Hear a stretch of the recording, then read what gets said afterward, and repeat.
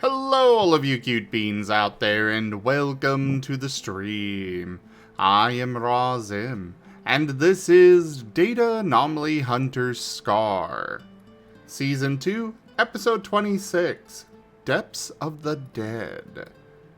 This is one of our Digimon tabletop RPG campaigns being run with our custom Scar system, or stories and creatures in alternate realities. This system is available for open playtest on our Discord as well as itch.io, so go take a look at it and let us know what you think. For now, we shall get started with introductions, starting with Lightpaw. Hello, I am Lightpaw. I'm the storyteller for this campaign, and I am playing with lighting. He is, can confirm. Wahahaha. I'm Arcus. Hey, I'm Gimund, and I'm playing Arcus, who you should totally give coffee to. He is an electric basic charisma under the Asher. Hello everybody, I am Razim, and I'm playing as Asher, the Astral Light type Labramon, God of Death, Lord of Evil, and Master of Minions. Off to Haboku, the Minion. Hello, y'all. I'm IDDoThings, or IDO if you prefer, and I'll be playing Haboku, the Lucamon, an undead Lucamon, and necrotic fire type, minion dasher, and generally he has extremely poor memory, but working on improving that. On to the Kotora. Hello everybody, I'm Raharu and I'll be playing Kotora, the mythic fire-type Gabumon. And he's hungry. Do you, Tal? Hello, I'm Todiris, and I'll be playing Riv, the mythic water-type Vorvamon, who is very excited because inside of ruins. Yeah. Alright, for the recap, any volunteers? Alright, we will roll. Kotora! Okay. Let me think for a moment. I do believe that we started the session while we were. Everybody was retreating from being at the library that we found because the ghosts were beginning to rematerialize, and we just went back to the start of the cave, to the start of the ruins. A generous bestowal. Gimund _ tipped $10. Traditional Ruin Ghost Adventures. Thank you for that tip, Gimund. That is the first tier of the tip goal completed.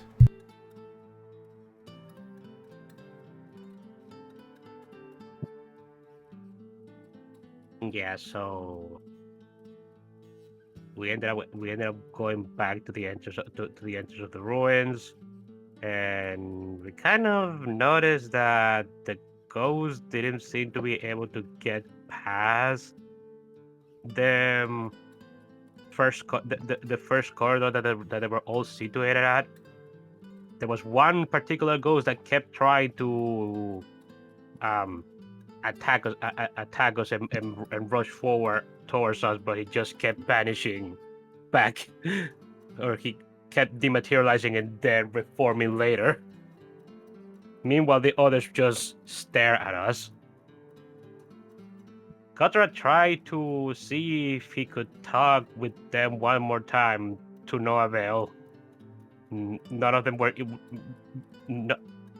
Only one of them was willing to talk, and it was the one that was not cooperating in the slightest. So we just ended up using the fact that they can't really reach us to take some rest, because Asher had gotten pretty badly hurt on the last fight with the ghosts. On the next morning, well, we tried to discuss what exactly to do about us seeing how we can explore further into the ruins. And we ended up deciding to use the fact that the ghosts can't really move from the location that they're at to our advantage. We basically just used them as target practice for our range moves with Haboku and Kotora using one combo and Arcus and Rip doing another and Asher taking control of them, making them attack each other. We eventually whittled them down, and we managed to keep exploring. We decided not to go into the library again, and instead went for going further into the corridor, where there was some stairs, but there was also a corridor to another corridor to the side within that corridor. And we ended up going into that corridor and found another ghost. We went into a combat, but in that particular combat, it was only one until another one showed up behind us, going through the wall. But that one went much easier than the last one we took. And I don't think anybody took damage now that I think about it. And we kind of left off with us defeating the second ghost. And Also, Mhm. Asher had set a alarm for 50 minutes. And it had gone off after the second encounter. All right. Do tell me if I missed anything important. You missed the third ghost. There was also Kotora touching the wall and getting goop on them. True. I was thinking of mentioning that, but I thought that was minor. But yeah. He got ectoplasmed. Yeah. Kotora just decided to touch one of the walls from that had goop from the ghost, and it ended up drenching him. He also saw a sigil behind the wall before he reformed, but he wasn't really able to take a close look to it. And once he went back outside to get the goop off of it with the ram and went to look at the same corridor again, the sigils were not there, so they must be related to the ghost.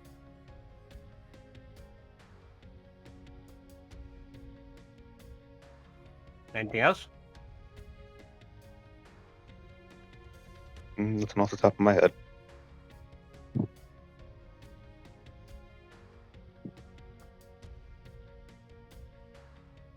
In that case, take it away, Lipa.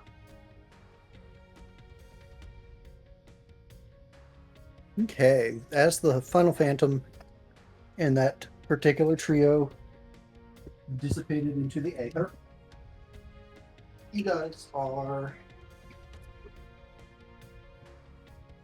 still in your combat readiness positions when Asher's alarm does.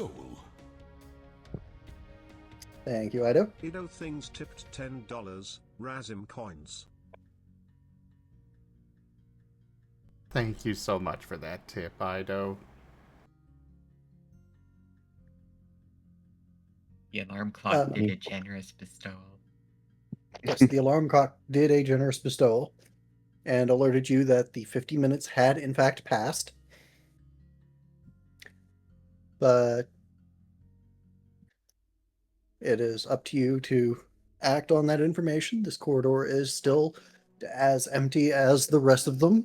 It seems to have been a little bit less traversed now that you get a moment to look at it without needing to worry about being attacked, possibly. There were definitely grooves and such in the previous corridors that showed that they had been walked frequently. Raharu95 tipped $10, noted it.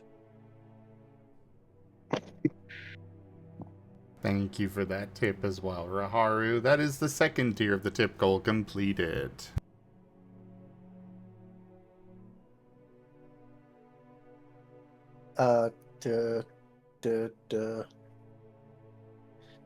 This corridor is a little bit less traversed than the one that you saw the staircase on. But the doors that that Haboku and now Arcus have gone through are a little bit better maintained than previous doors had been, to the point that you can actually open them without them potentially turning into so much matchwood.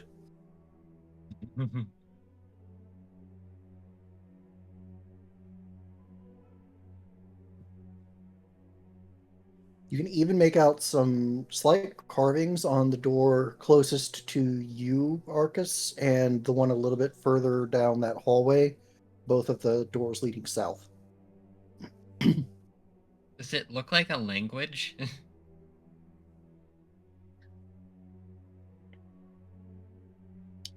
If it is a language, it's not one with which you are familiar.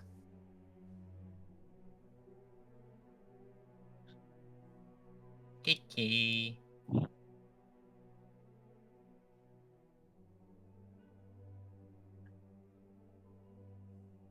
Hey, there's like things in there.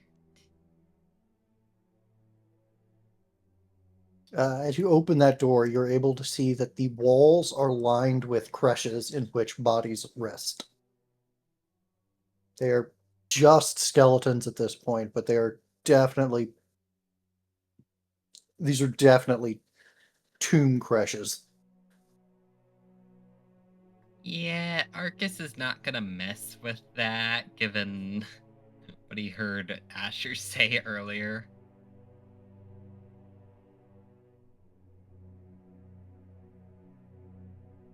Haboku will pat his head inside.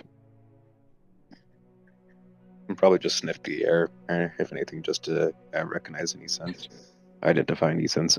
And It is very, very stale air. Even compared to some of the other spots in this tomb, this area looks like it hasn't been actually traversed in a very long time.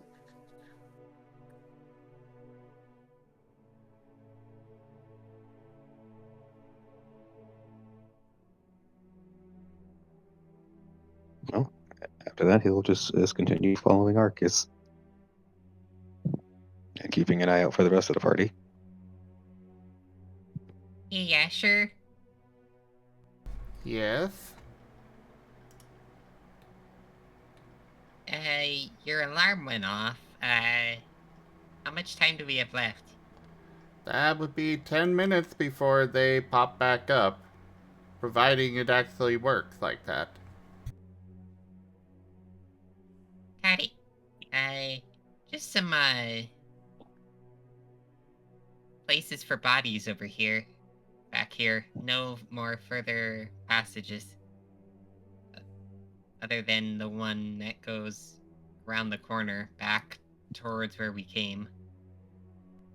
Asher is looking for the bodies. Oops.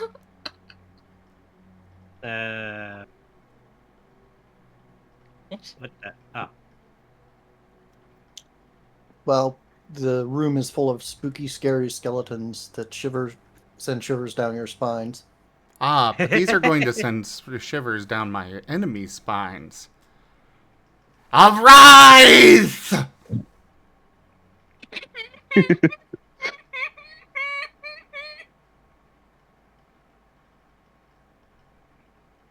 I would like to make undead minions.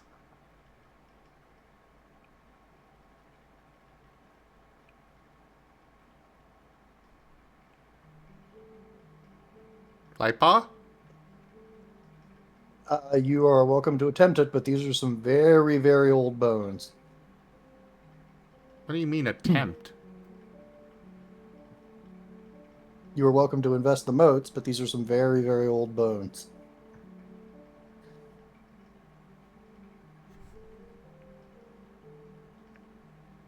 Are you changing how mechanics work on this? No, I'm just noting that these guys are probably going to be pretty brittle. To the point that you don't... As minions, you don't know if you're going to be able to resurrect the same body more than once, essentially. If they take a hit, they are probably going down. Alright. They'll still be useful while they last.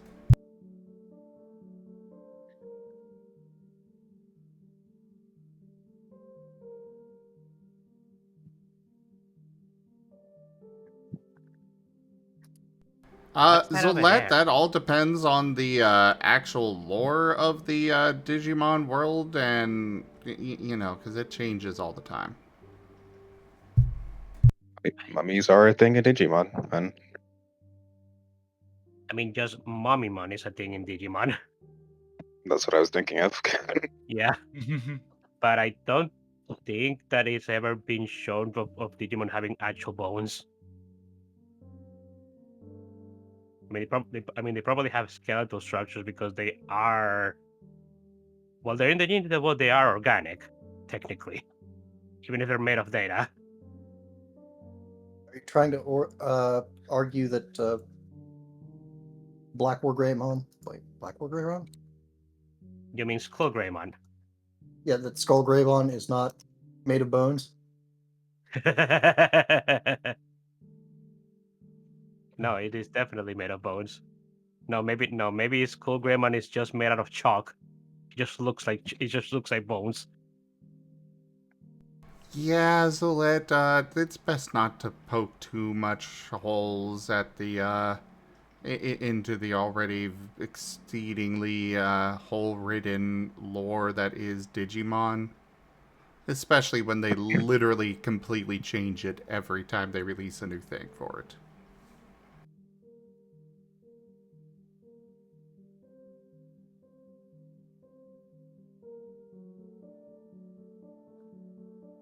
But either way, I've got 6 personal motes. I'm going to bring up 3 of them, and it's not going to be a limited, like, I'm going to be holding the motes, so I will have 3 minions. At tier 2. Electric Boogaloo.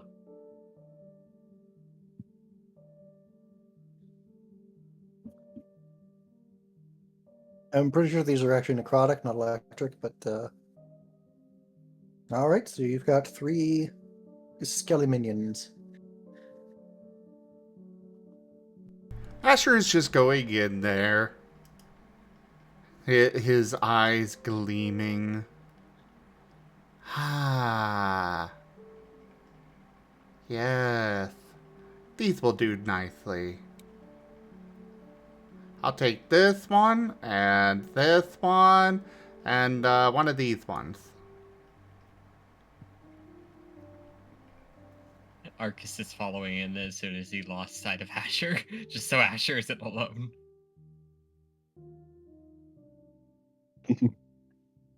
Haboku, what's in there? What's got Asher so excited? I think a bunch of dead people. Oh. Okay, no, that makes sense. He's gonna exit out this way with 3 skeletons following him. I just imagine it's like Asher comes first, then a skeleton, and a skeleton, and a skeleton.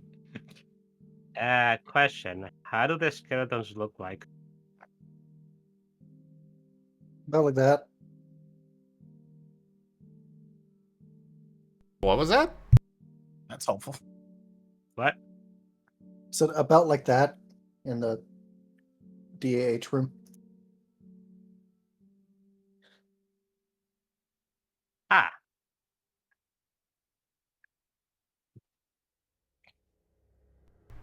Oh, they're Just that, puppies! but, you know, bipedal. The heck? What? would assume they're Lakismon skeletons.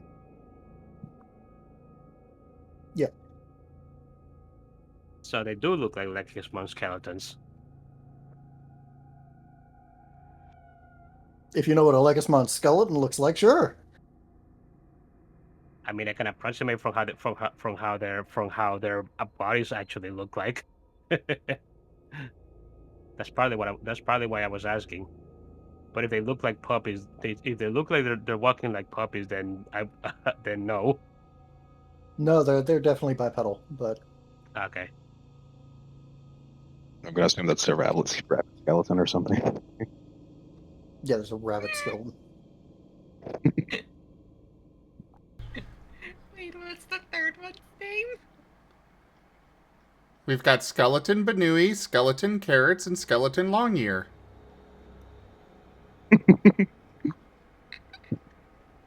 But they don't have ears. No question. Those are non-osseous. I will grab some bones from another one and attach it onto the Longear one. There, ears.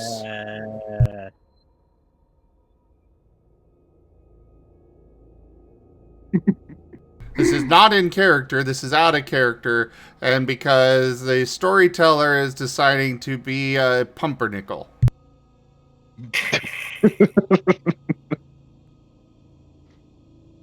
That's a way of putting it.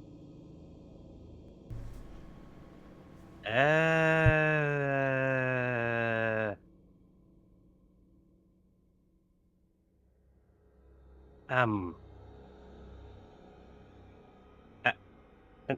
Asher. Asher. Yes? What are those? What are those? He's gonna look at them and then look at Kotora. I have you really never seen a skeleton? No.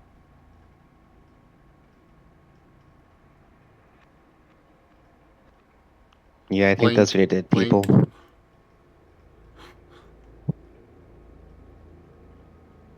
I've seen skeletons.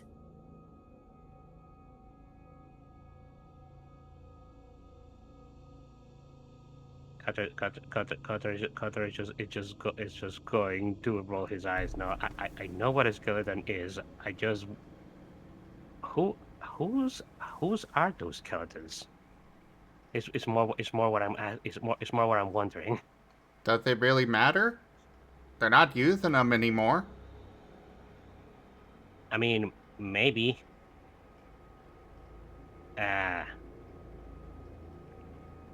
Don't you remember what that one particular Lekismon kept accusing us of? Well, yes. But they decided to attack anyways, so... Meh. Cutter is going to rub the back of his head. I mean, don't I don't think this is going to be able to appease them. I wasn't aware that we were trying to appease them. They're just gonna keep attacking us regardless. They don't listen to reason or anything. I mean, I thought if we appease them, then that will make it so that they wouldn't attack us. At this point, I think we need to just go deeper into the ruin to stop them from attacking us. I guess so. Maybe there's a reason and why they are the way they are now. Can I get them added to the combat tracker, please, Lightpaw?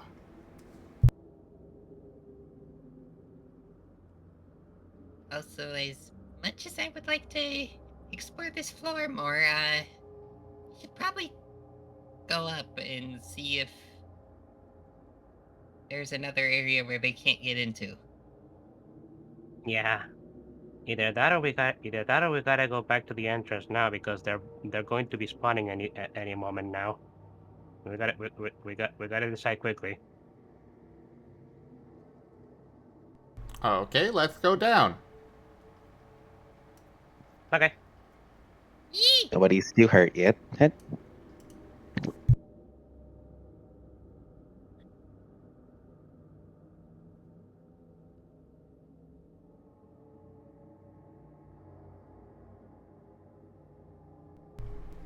Excellent. And now can I get them added to the map? If you're going downstairs, not just yet. Oh, okay. That's fine. For now, they're just, until it's relevant, they're gonna be basically surrounding Asher.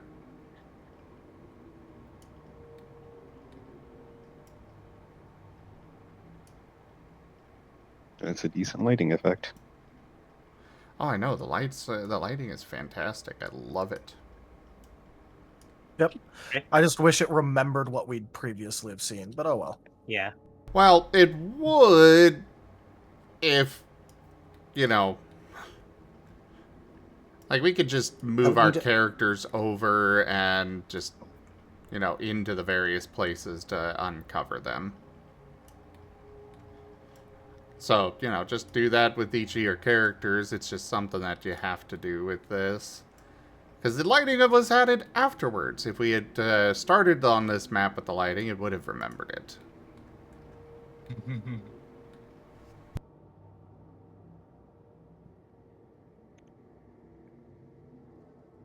Insert RPG stairs sound effects.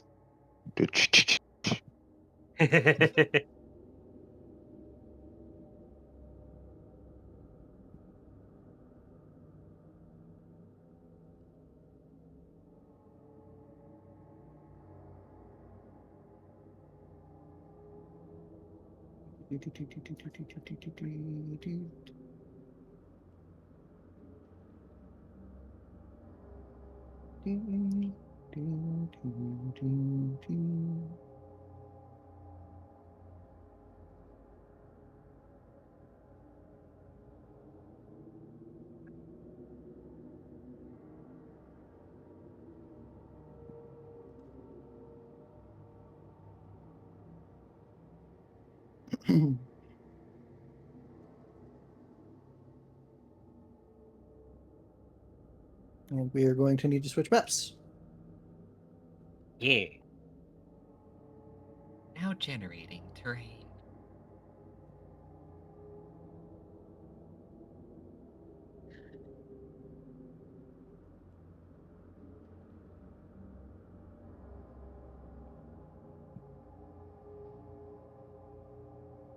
I have shared the new map. It appears to be a black screen for me. Yeah. Yes, because we are not on it right now, and thus, no... Though it did not share with me for some reason. There we go. Oh, boy. I did not get it. You have to go into the images on the right and then find it on there. Is this a bigger library? No, this is a bigger catacomb. The room that you were just in with the skeletons and whatnot, every single wall and the interstitial pillars here is exactly the same. Skeletons and niches everywhere.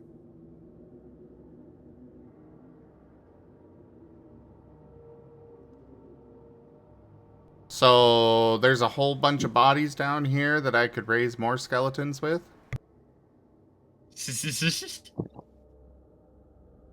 Good.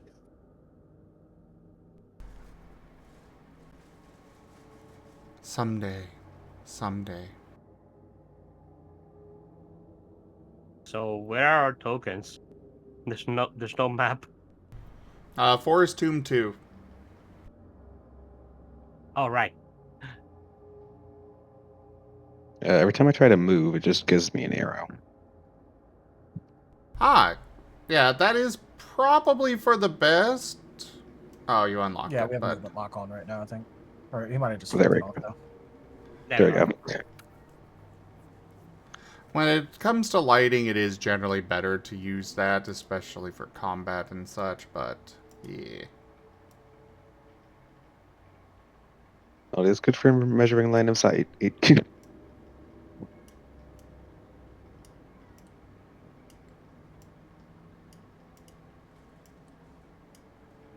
They will be arranged like this.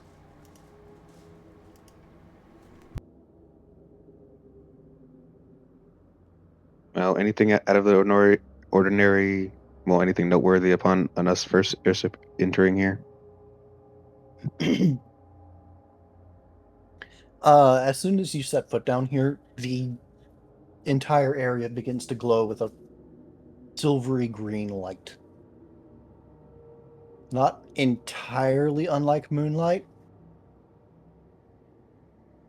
but it is everywhere. Is it similar to the light eight that we saw with the where the Lycusmon died? With the Lycusmon ghost dissipated?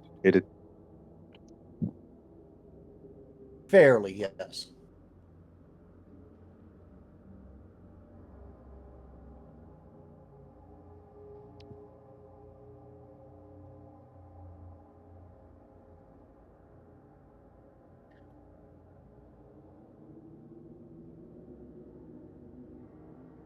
So, what do we do here? No idea. This is all Riz thing, so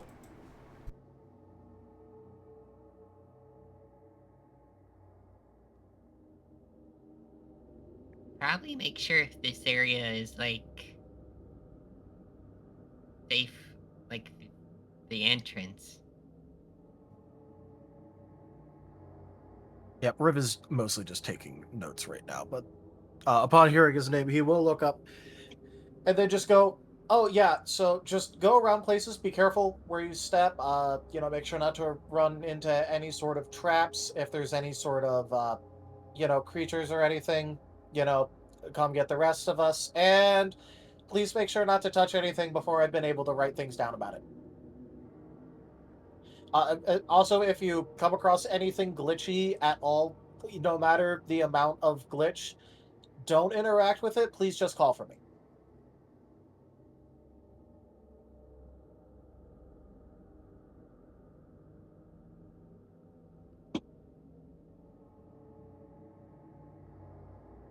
As he's mostly just making notes about everything around. You do see more of the what might possibly be writing here, especially below the crushes. Like, it definitely seems like each one of these has a unique combination of characters. Possibly the name of the individual interred therein. Notably, though, actually, can I get a perception check from Riv and Kotora? Sure.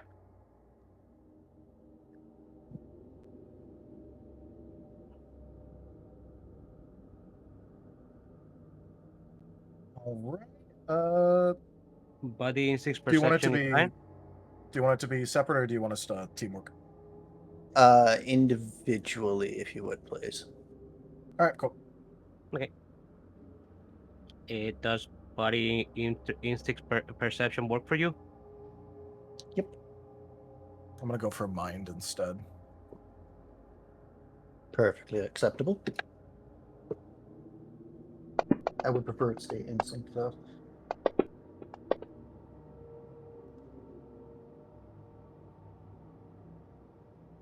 Ah, I had already rolled when you said that. I change my roll.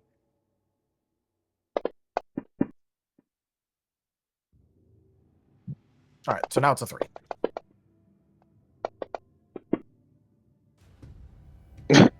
Riv is on that ruins buff still, I guess.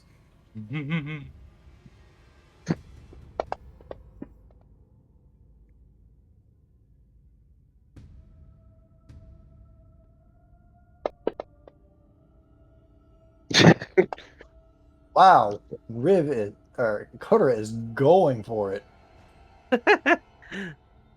So that's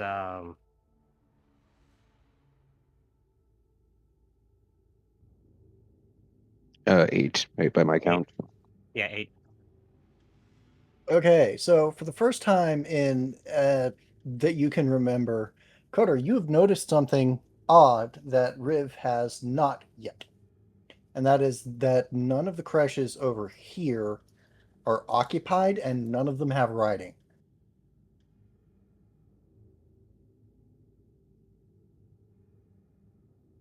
Kotora is going to look around and then he notices that, and he's going to point it out to Riv. Hey, bro, that looks over there. That looks odd. What about it? Say that thing again. What about it? Oh no, sorry, Lipa. Say that thing again. None of these creches have anything in them, and there are no names or engravings beneath any of them. That. There's there's there's no bodies over there, and there's no names either.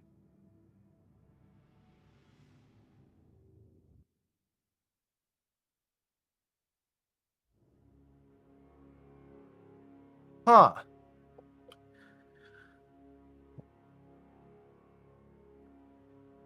Well, that's interesting. Anyways, Riv is gonna roll an etiquette check on the symbols beneath all of the things to see if he's able to discern any sort of foreign language. Okay. I'm gonna have Haboku roll an investigation.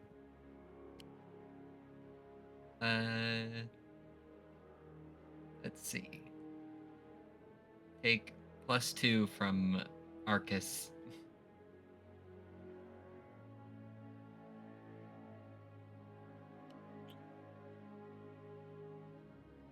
Each. +2 makes it 11. Specialty. What? So, oh. I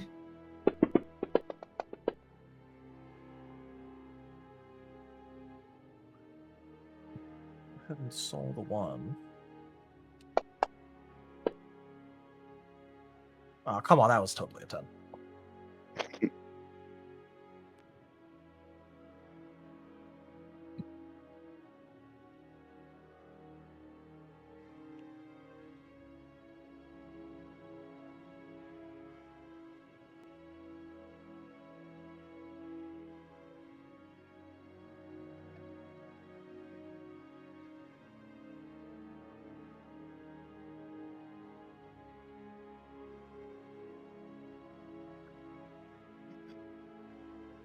Are you looking for anything specific, Haboku, or just He's seeing mostly what you just can see? survey. Okay. Yeah, he's mostly just walking around surveying the area, keeping an eye out for traps, perhaps, or anything out of the ordinary. Anything besides the weird celestial glow, right? Yeah, pretty sure that's obvious to everyone.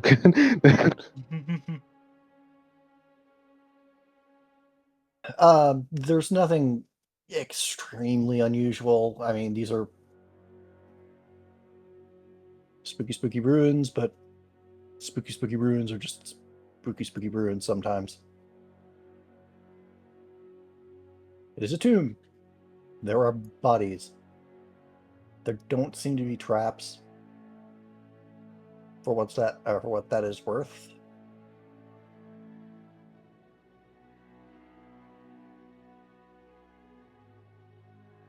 And it is not entirely clear whether they would put traps in this kind of a place.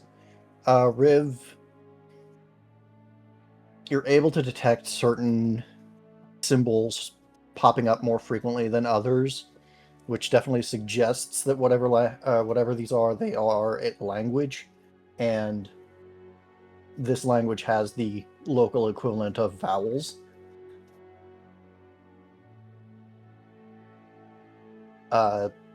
But with 3 successes, you're not really able to get much more than that this probably is a language. Possibly.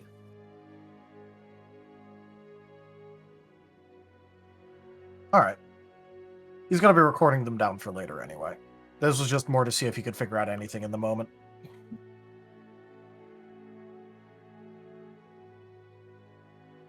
Okay, and Asher, what are you doing? Probably just wandering around, looking at things. No real idea on what to do otherwise. A generous bestowal. Frosty Bite. 266 tip $10.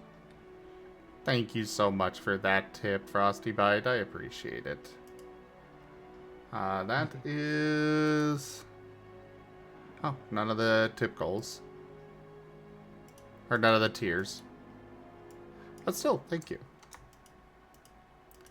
He's kind of just looking down each of the hallways for anything he sees down them. Or not hallways, but you know what I mean. Aisles. Aisles, yeah.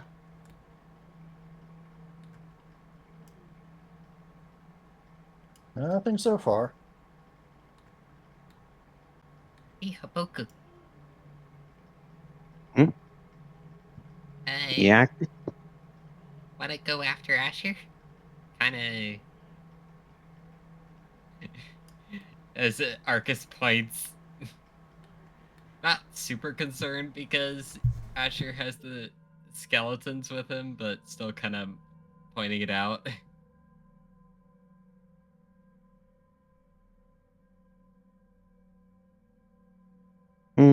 Okay. Haboku says this as completely missing the concern.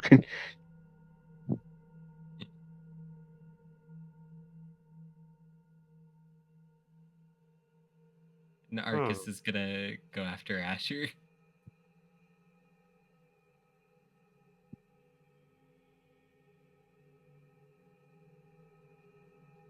So as they pass, Haboku will give just a quick bark towards Kotora and Rib to let them know which direction they're heading.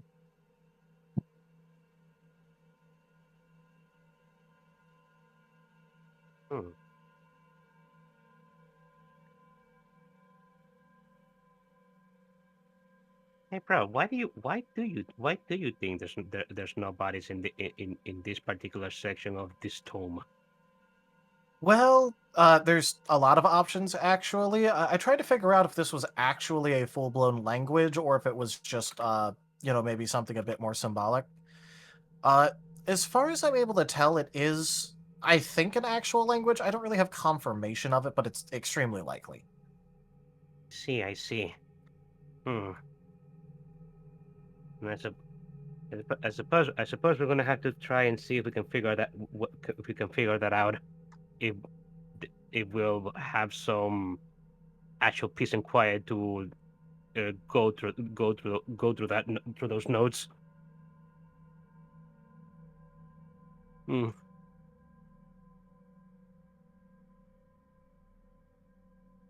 Eh.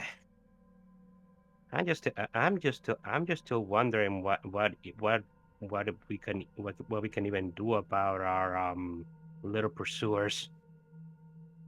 I'm not exactly knowledgeable in exorcism. Yeah, it's not really something that I've looked into much, but, trying to figure out more and more about it, go through the different layers, see if, anything happens to pop up. Yeah. We'll likely get something as we go down more and more. Okay, we should probably don't. Are you done with your notes in this location? We shouldn't stray too far away from the others. I mean, okay, but I'm still going to be taking notes on basically all of these pillars too, so Okay. we'll just be, a bit closer.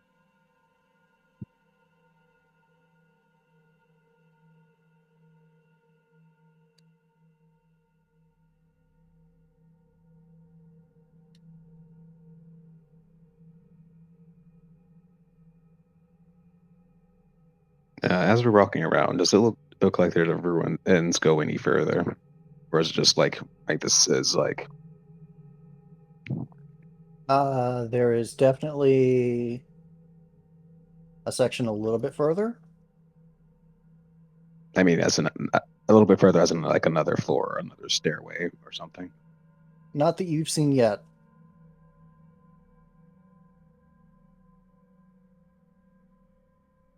I need just a second before you guys head too far south, please.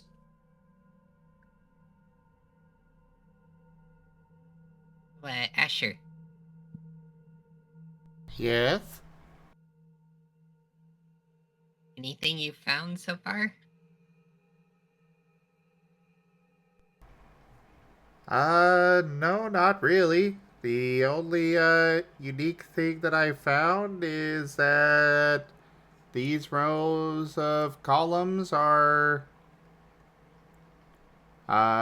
horizontal, or, you know, rotated versus the others. Probably, design.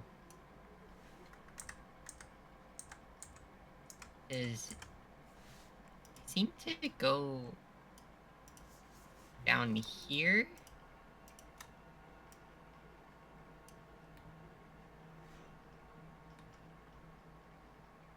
And I think I saw when Haboku was running down, there's a bit of a thicker bit over here, I think.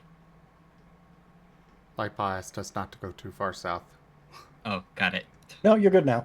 Oh, okay.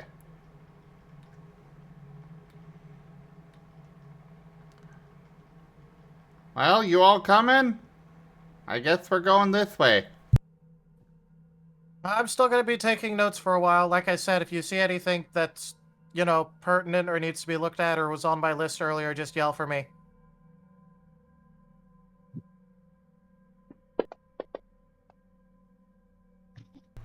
One of the rules is not to split up.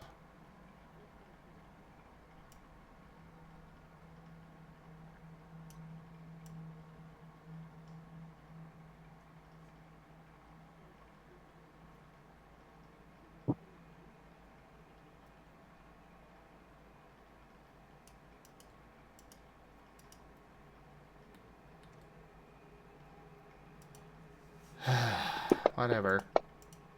I suppose we'll just continue on.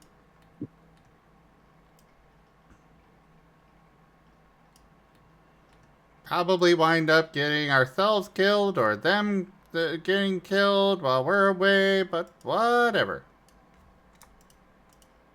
The exact reason why we didn't want to go in here in the first place.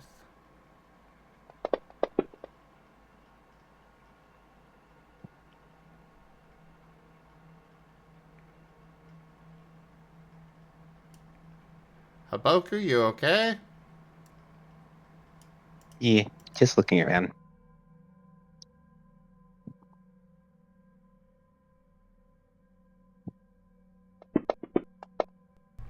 Well, I'm not really seeing anything of interest down here, so I guess we might as well just head out.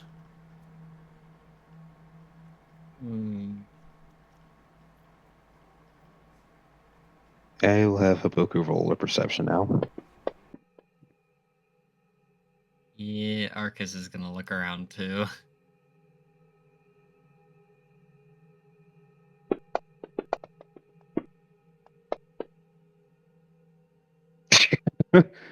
Oof. I just realized I forgot to grab the formula. Whoops. I'll Gamba.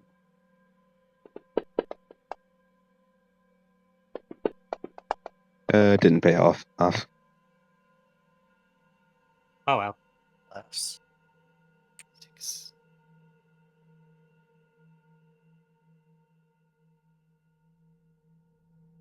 Ruins.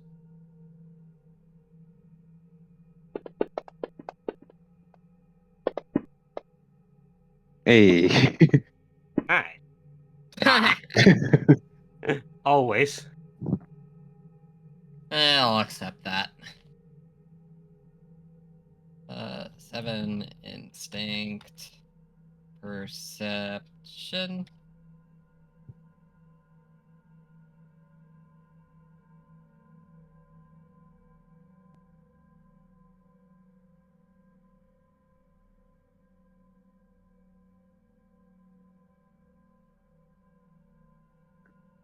Okay.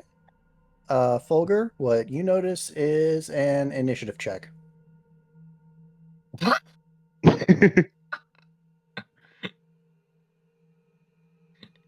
7. Does the rune specialty apply here?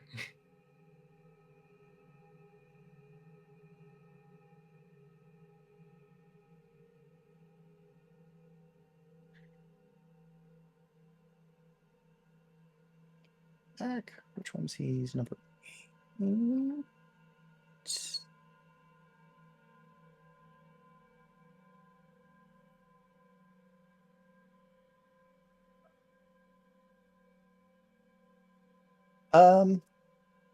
Sure.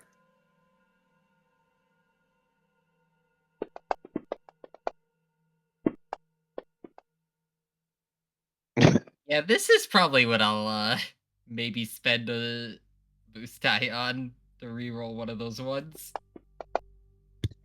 Aw. Dang it. No, say the dice. Hmm.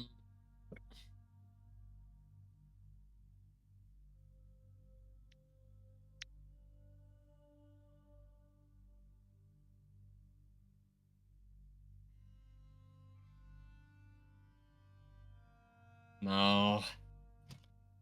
I'll accept that because I want to save resources right now.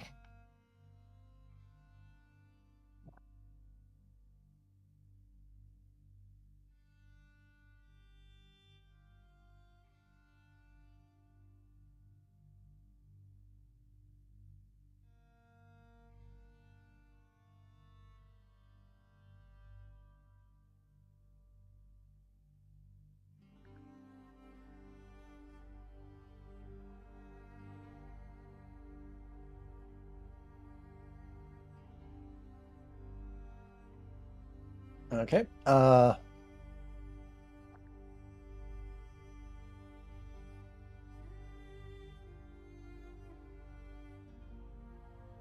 Sorry, I think I phrased that wrong. I meant roll initiative. You mean combat initiative? Oh. Because yeah, saying initiative check is a skill check.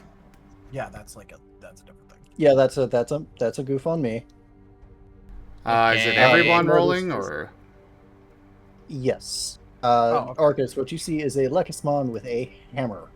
He does not look happy at all. Yeah, Arcus is gonna shout out ghosts. Ah, ghosts!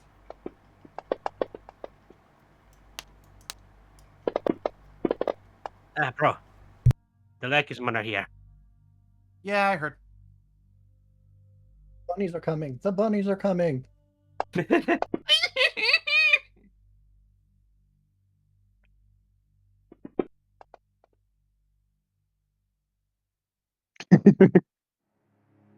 Kotora is prepare.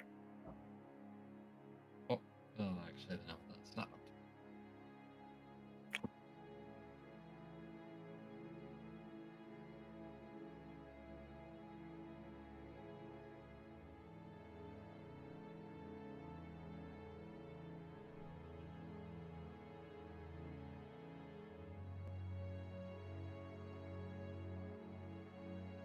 Oh, good. The ghosty is still quite far out that he noticed. Riv, what is your initiative? 19. How many pips in initiative? 1 pip.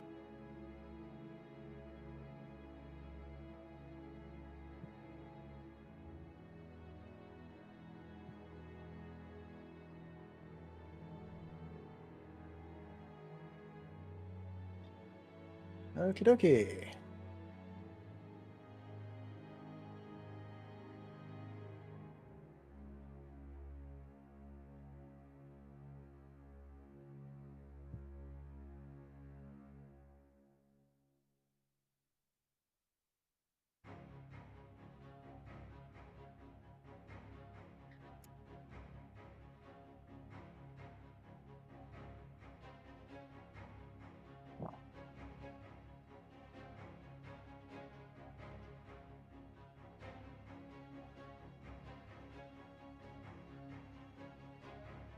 Kotora. Okay. 1, 2, 3, 4, 6.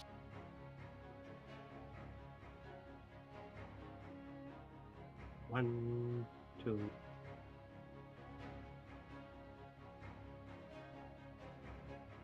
Ah, wait.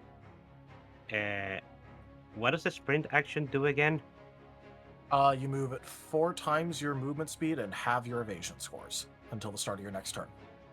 If it helps, on your sheet in the maneuvers, there's a little button called Sprint. If you press that, it will automatically change your stuff appropriately.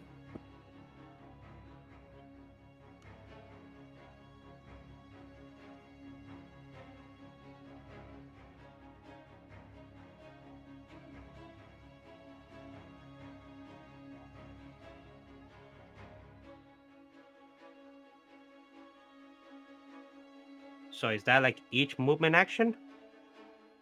No, it's just you move at 4 times your movement speed. Mhm. It's a full action, Ah, okay. It's a full and action. you have your evasion. Okay. Mm.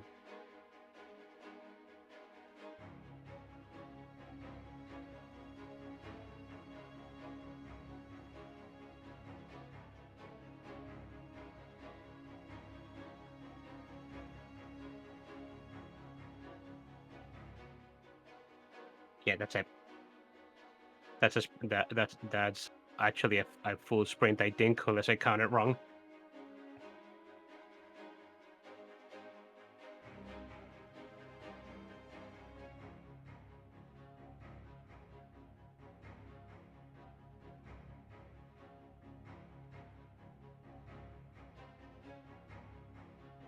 Hmm.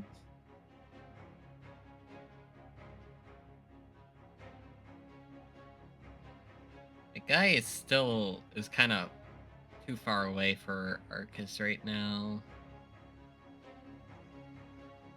So gonna use temperament. Raises physical damage up by 1.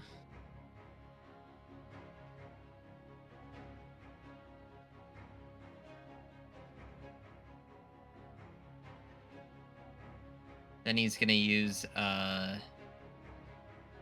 aim maneuver.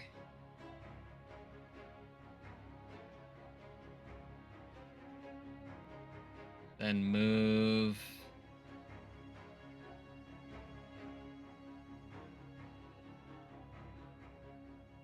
over here.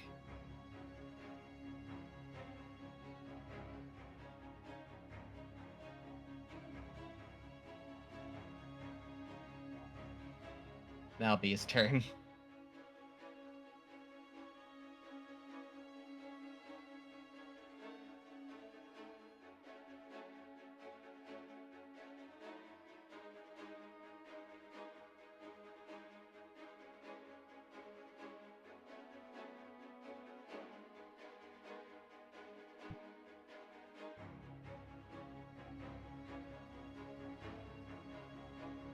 Okay. Another very angry looking ghost pops in.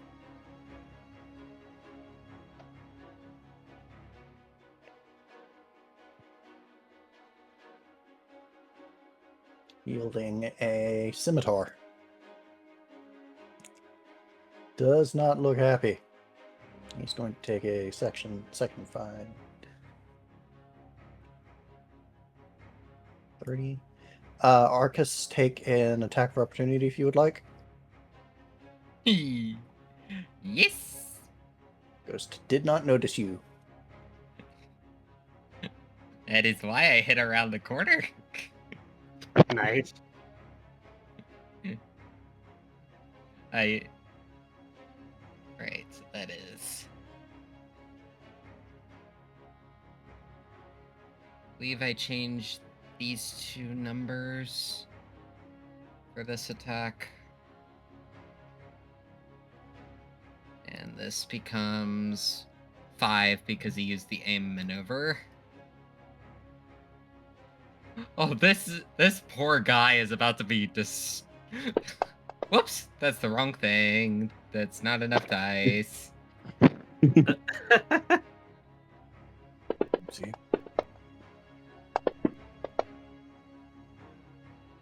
9. Nice. 9 to hit on physical.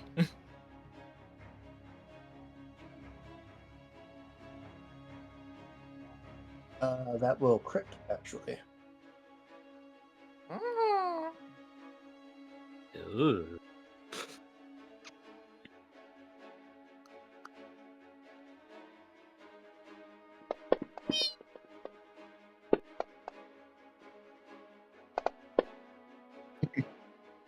I did see a true combo in. Yep.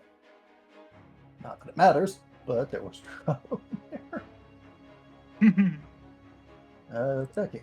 That is a fairly well. Yeah. Describing it as a meaty thwack would be a little unusual because this is there's no meat to thwack.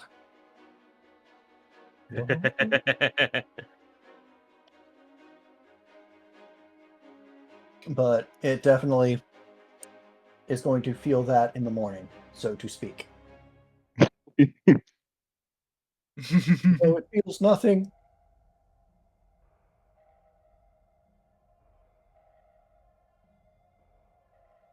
Oh, I forgot. That's And- actually 9 damage because of the physical damage up.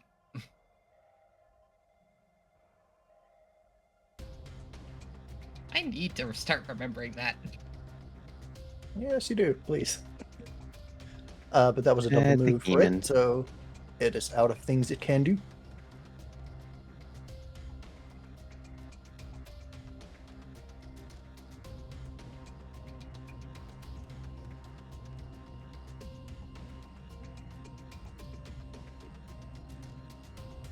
And this one is a little bit more aware of things and notices you. And stops before it gets pulverized or raided. This guy has a mace in his hand. And is, again, none too pleased.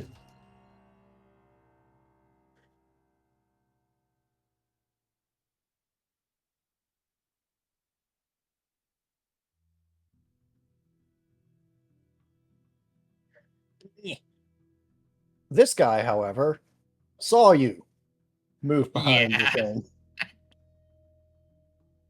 So he's going to get into position and take a swipe at you as soon as I can find his character sheet. Which weapon is this one wielding? The hammer? Yeah, this guy has a giant hammer.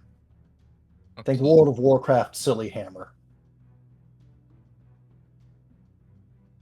We hammer. It's not quite Warhammer of Zillyhoo, but it is a silly hammer coming down, silly big hammer coming down on your face.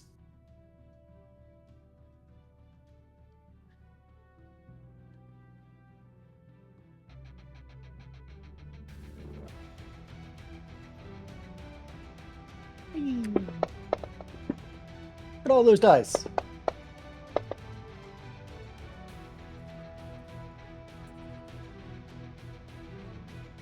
I don't suppose a 2 hits your physical evasion. Definitely no.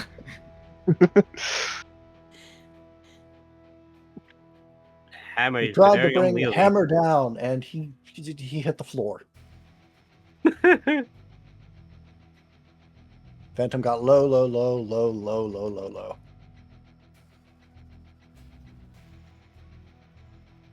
All right.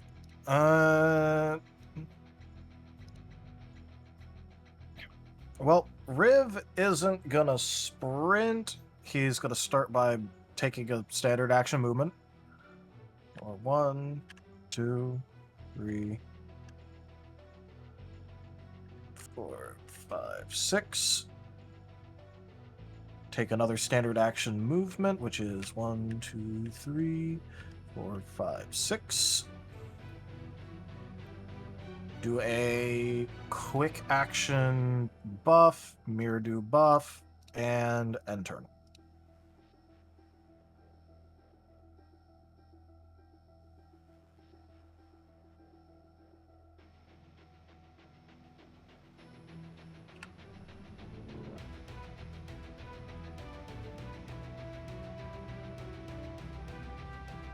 Another ghosty.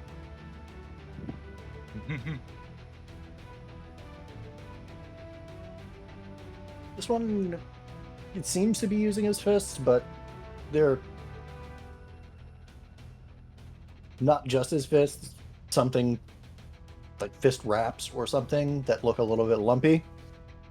You suspect that in life this person may have had knuckle dusters. Haboku. All right. Hey. First, quick action and trigger soothing warmth. Think that hits everyone and currently around him. So Asher, Kotora, and the skeletons. Everyone should get 3 points of preventative of on their turn. And next standard is moving it. So you can see this one that's attacking Arcus. 5, 10, 15, 20, 25, 30. Ooh, 35. Well, they are conveniently in a line, and Haboku is going to use his Howling Burner, which is a line at AOE, which is now 30 feet.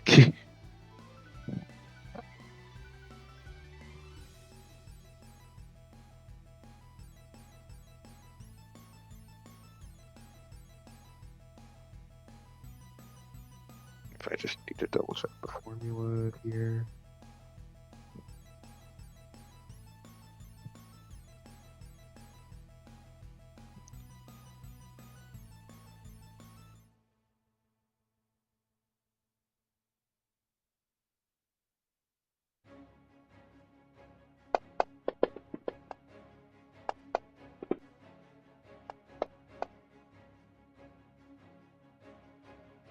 Ones go Gonna home. gonna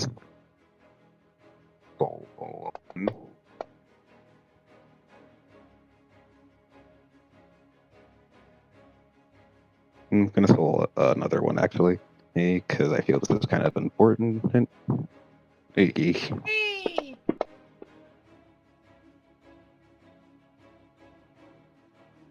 So +2, that's a 5. 7 should be an 8. 8 to hit with physical. You are going to hit 4 and 23 and crit against 6 because of hitstone.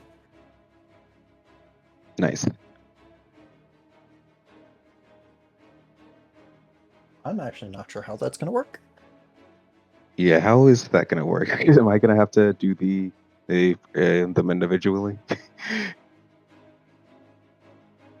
What was the question? We have an AoE where the hit against 2 of the 3 targets that it is affecting is normal, but against the third target it would crit. Oh, in that case, he would usually just have to roll 1 for it being the normal ones, and then 1 for the crits. Okay. Unless you really want to do the vigor effect afterwards, and then you can have that take effect afterwards. You can get it with only rolling once then. I was going for the increased dice pool. All right, in that case, yeah, you got to roll twice. Okay. And they're neutral to fire, the Lakers one, correct? Yep. Give me the non-crit first.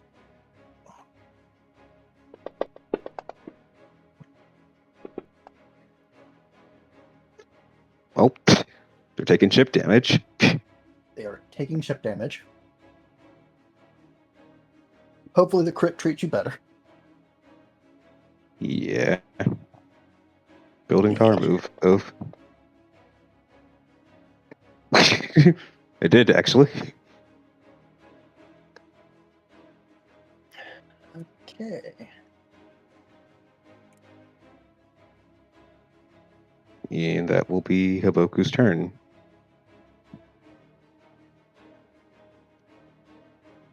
One more question, actually. Hey, given this is still kind of weird, since this is a building power move since I took the increased dice, does that carry over, even though it only applied it to one, or? It would go by the biggest. Okay. Basically, because you can only benefit from it once per turn, you could choose which one you get the benefit from. Yeah, I'm saying, does the increased power, the increase is from crit, since it's building power, does that still carry over? Well, yeah, but not to like the other ones, because this is one attack. I know. I'm saying next time he uses it. Yeah, that's what I'm saying, because you can benefit from it once per turn, so you could choose to benefit from the crit one, the crit one you got. All right, thank you. On to the next, which is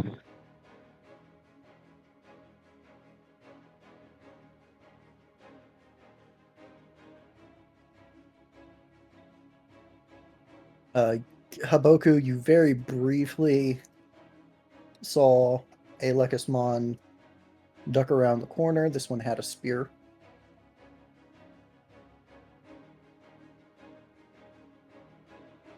But it went up toward the north again because there's a traffic jam.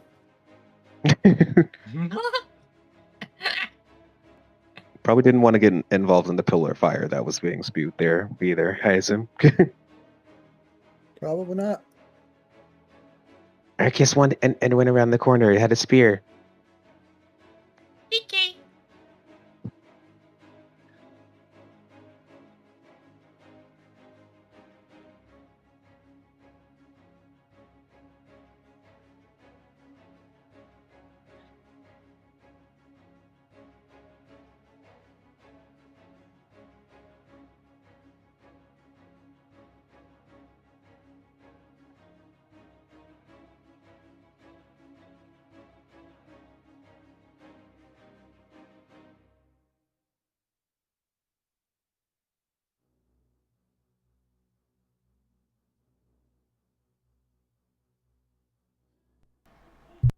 So, what's going on right now?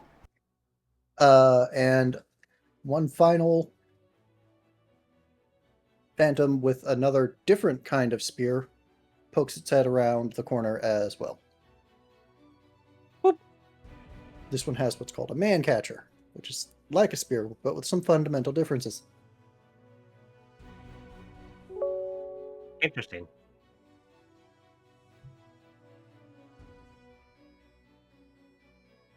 Oh, That is interesting. And painful looking, now that I've Googled it.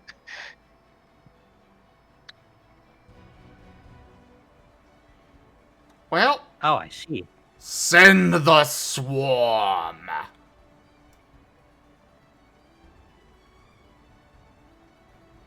Well, maybe not swarm, but you know.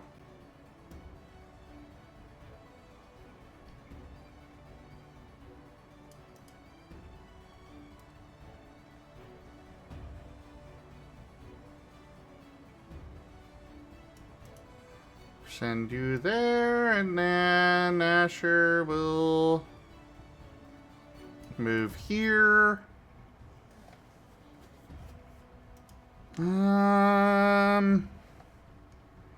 He does not have a line of sight on Arcus.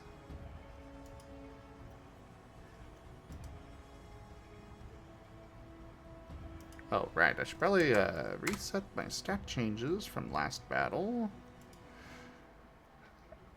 He's gonna go ahead and start off with defrag, refrag. With we're gonna go with Haboku, Longyear, and Banui. The healing doesn't really matter, but it's more about the heal over time as well as evasion up.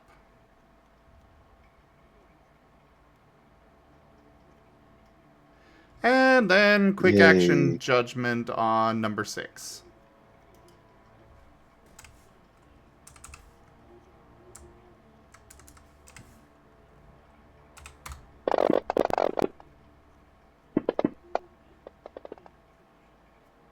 Nine.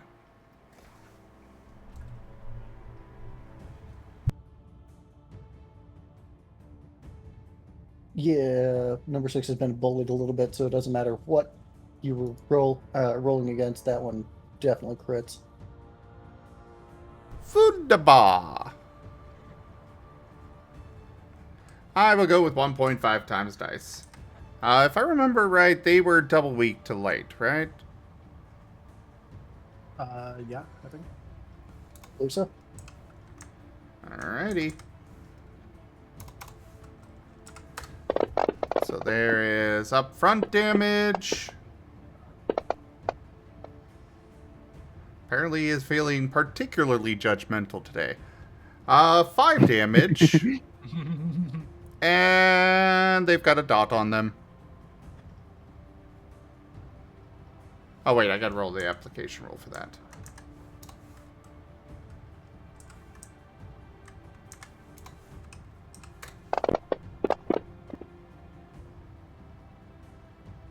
Five. Yep, that beats the soul save. Okay, now they've got damage over time. Nice. Wait. No, I don't need to roll it. Why did I roll that? Why do I have this on... Damage over time doesn't require application. Oh, it's accuracy. Yeah. I went through the process of auto-calculating application stuff on this and all that. Oh, right, because of the derp. Okay. Okay, doesn't matter. I have a physical damage down potential debuff for them. Ah, that's what's for. Yeah, I am still slightly fried over, dev session. We went through so much. But yeah, 2 dot because of crit.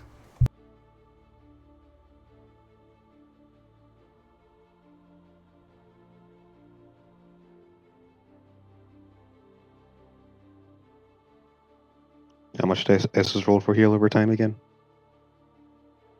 That is... What was that? Heal over No, time is flat value. Oh, all right. Can barely hear you, Tal. I was turned away from my mic a little bit. Heal over time is flat value. Oh, yeah. I was messing with one of my windows. Also, Lightpod, just a reminder, you can just scroll up and click the little dot to the left of who you wanted to go to for turn. Yeah, I was playing Where in the World is Carmen Sandiego with one of my phantoms. What? I have no idea what that means. One of the ghosts had disappeared. Where in the What was that, world is Rick?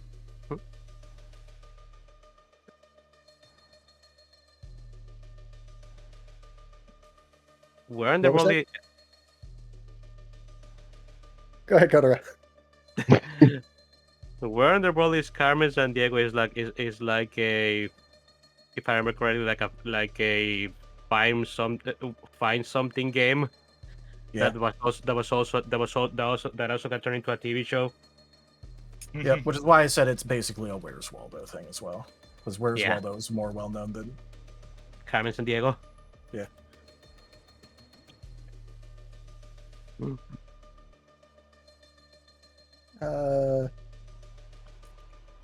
The Nui, whose turn it is, attempts to take out the abomination onto Nuggin.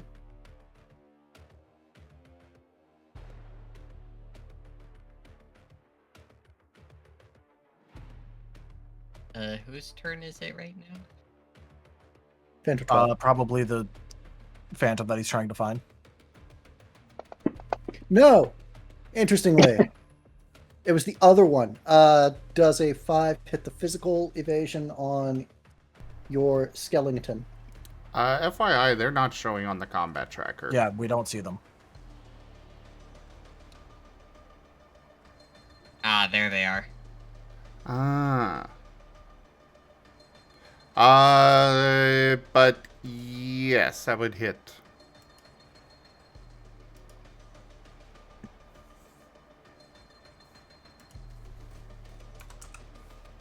What is your minion's relationship with? I believe this one is the mythic attack of theirs. I believe they are just basic by default. Okay. And yes, this is mythic, so.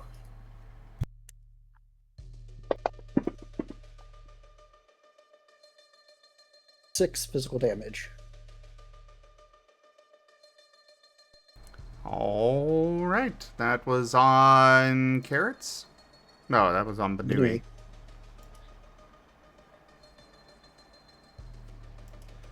Okay, noted.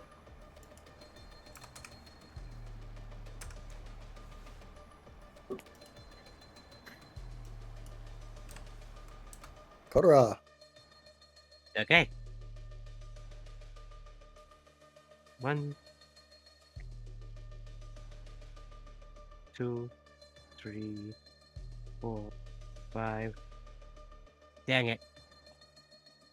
I can't reach them with a single move.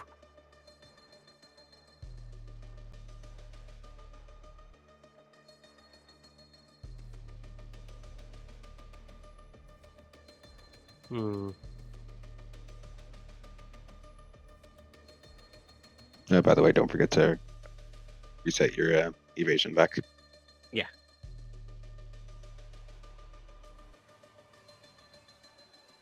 Okay. I guess I'll use my quick action to heat up to increase my fist damage.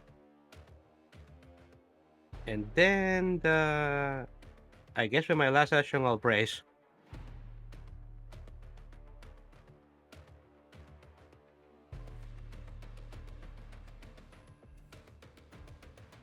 Okay.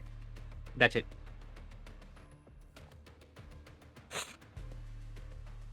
Okay. It's time for fun times.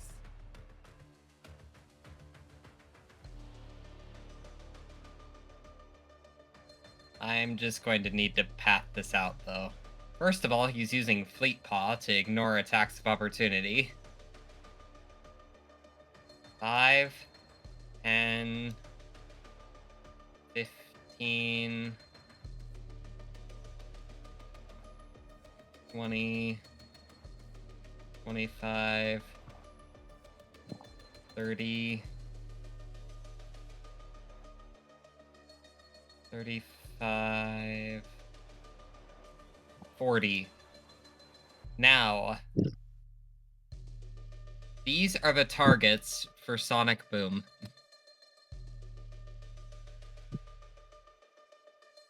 I need to roll my strike's accuracy.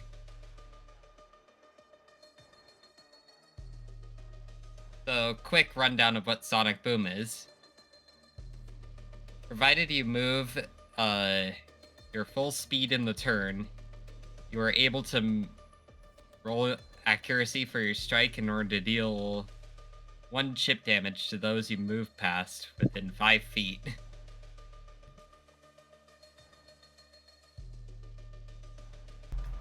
Nice use.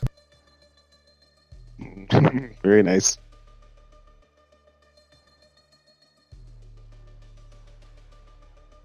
And it would... Okay, 10. 10 is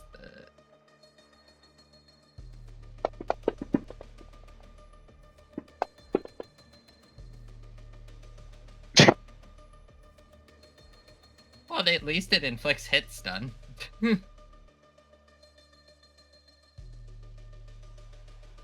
I mean, it also hits number 6, so. But that's because you've got so Um, much hit stun on that guy. Sonic They Boom actu- does. Sonic Boom does do hit stun. It does not have the no hit stun tag.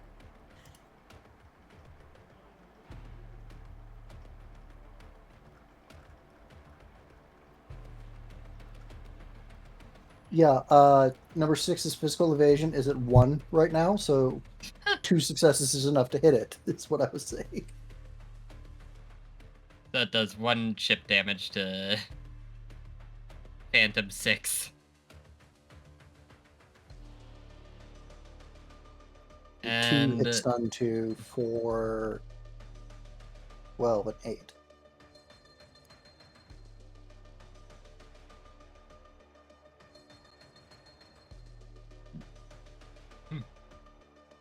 Continue. then he'll use Electric Engine to try and recover some of his initiative he lost, plus some extra. So he'll gain 10 initiative at the end of the round. So standard action was used, and then he'll use an attack on Phantom 6.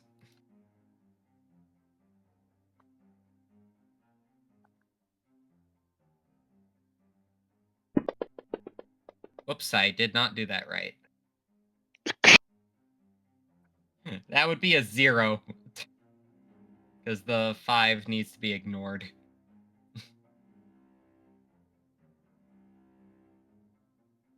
Oh. It is not a flub.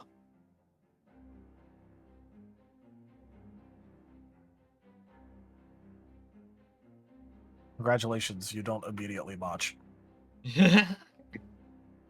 Roll your dot, please.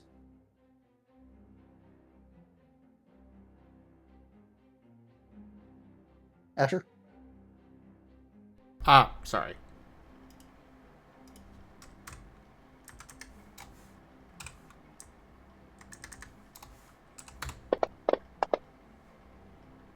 One.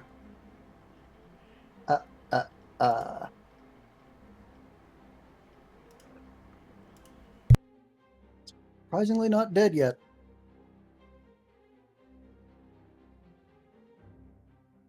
Only way he gets to continue being not dead yet, though, is to swing at Arcus.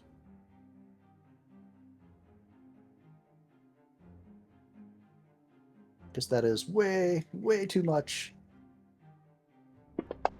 attack of opportunity if he moves. Does a 4 hit your ethereal evasion? No, I believe it doesn't. Nope.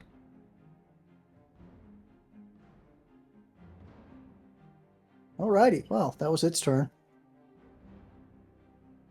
Sorry, I was a little distracted updating that on the, because the others that have that sort of mechanic of strike against them for chip damage all do not cause hit stun, so I was fixing that mistake. Yep. That is way too much for the storyteller to have to track. So be aware, next update, it will not cause hit stun for Sonic Boom. He did ask me to check to be like, hey, does this work? And I went, well, it doesn't have the tag, so technically speaking, right now, yes. Yeah.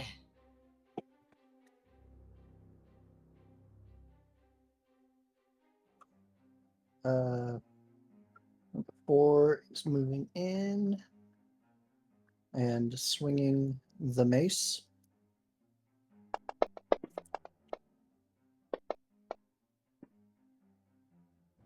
Does an 8 hit your physical evasion? Yep. What damage? What type is this? Or It's going to be mythic. What is your relationship with mythic?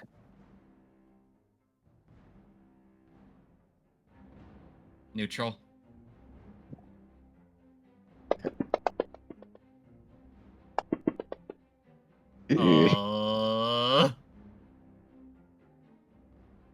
Uh, 10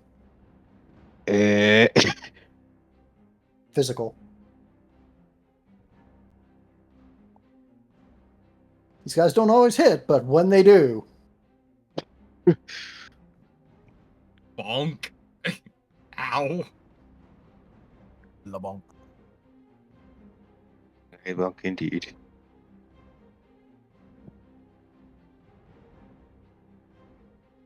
okay, Phantom 8 is coming up here. And swinging that redonkulous hammer at Benui.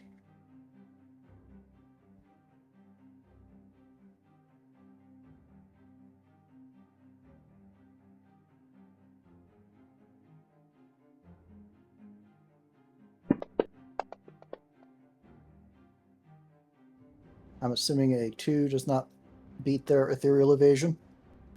Thanks to my buff, no.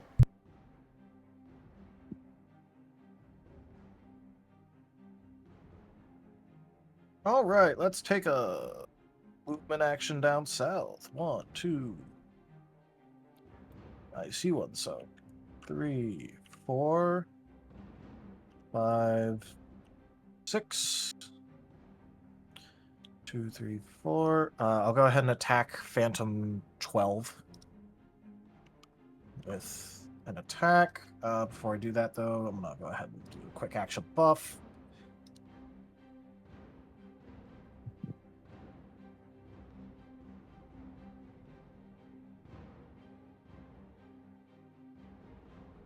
So, do.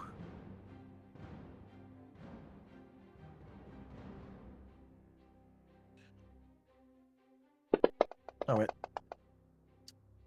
I have to remove the 5. It's supposed to be a 6, not 5. All right, so 4. Does 4 ethereal hit number 12? Number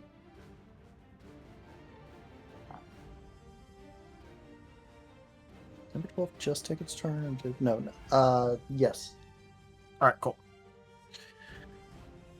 They resist this, but that's fine.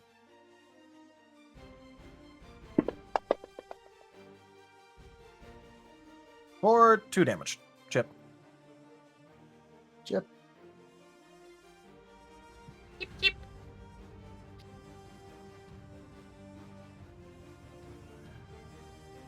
Oh, I just realized I can actually see Phantom 8. Would that also have hit Phantom 8? But I do have a line attachment.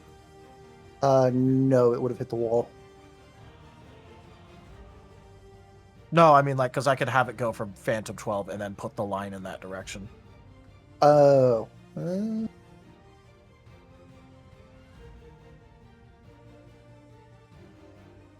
Because the line starts at where I hit the target. It Nice. would not have hit Phantom 8. All right, have it have 1 hit stun then.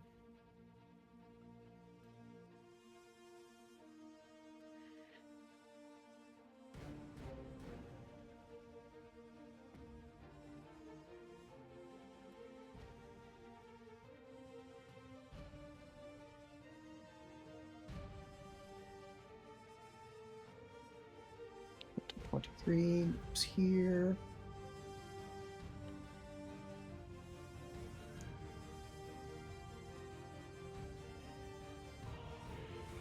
And attempts to pounce.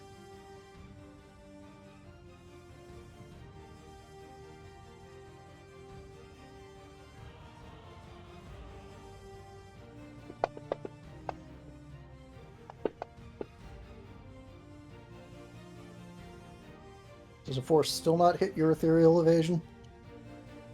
That meets now because of hit stun. So hit.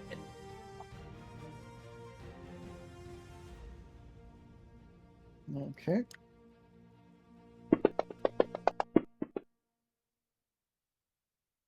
Yeah, 4. Is this still mythic? Yes. No, this is necrotic, actually. Ooh. Neutral. Yeah, okay. 4.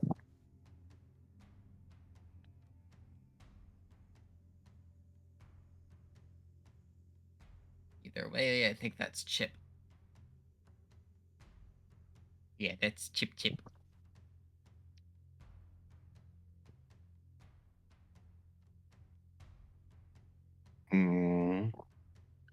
Not much I can really do. Haboku will, start off his turn and go on continue his light AOE towards Phantom 6.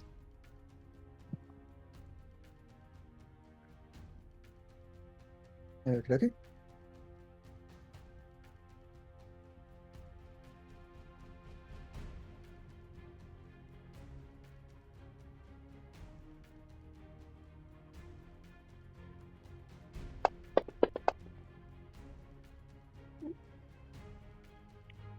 Okay. Jeez, the dice do not like us. Nope.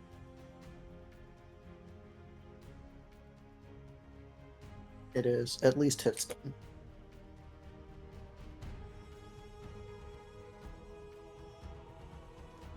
Hits on as it's on.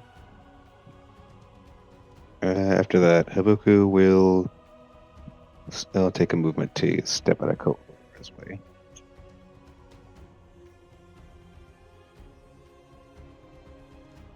And probably try to get himself in a more advantageous spot.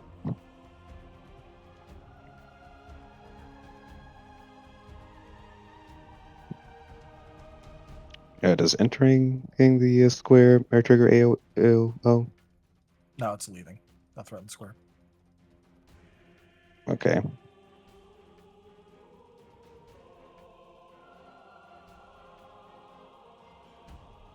Okay, Asher is still in range of that, and so are the Skelebones. And so, next turn.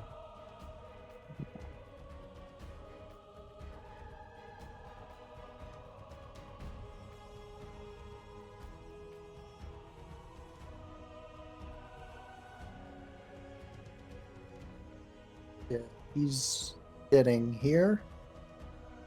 And he's not silly enough to...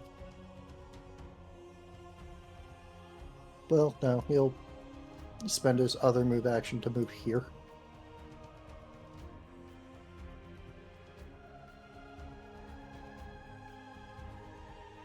That's all he's doing, though. And then 10, 20, 25, 30. 5,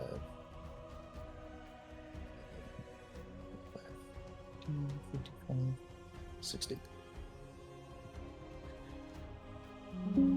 Ash. All right. Well, I The new still ghost. got my... What was that? The new ghost has a pair of nightsticks, tonfas, whatever you want to call them. Okay. Well, one of my skeletons is not within range of anything, but Carrots is going to attack Phantom 10.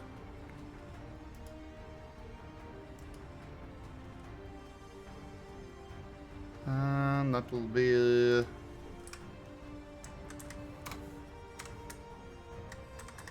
that, and a whole whopping 4. Oh. Well, they don't have any any willpower or anything, so that would be a botch.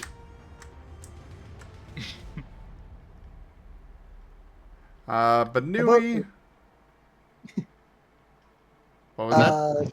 These guys aren't great at aiming. So Banui takes a chip damage.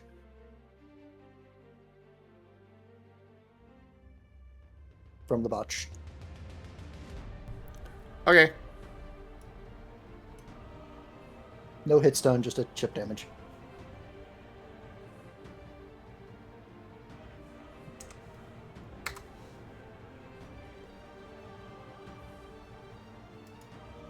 And Banui will be attacking number 8.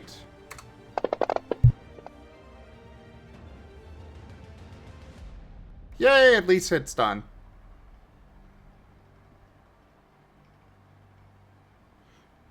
And then for Long Ear, they're going to move over here.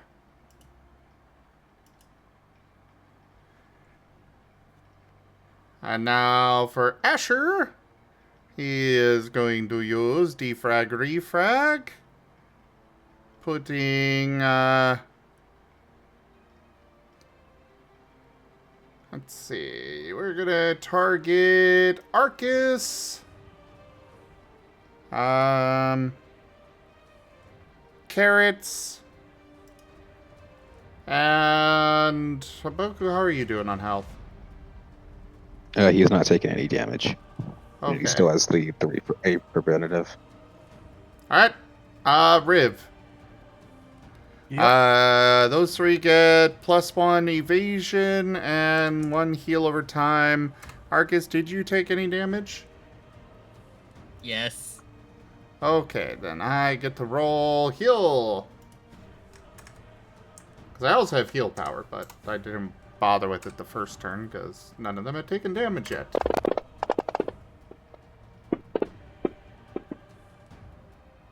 Oh, Okay. that.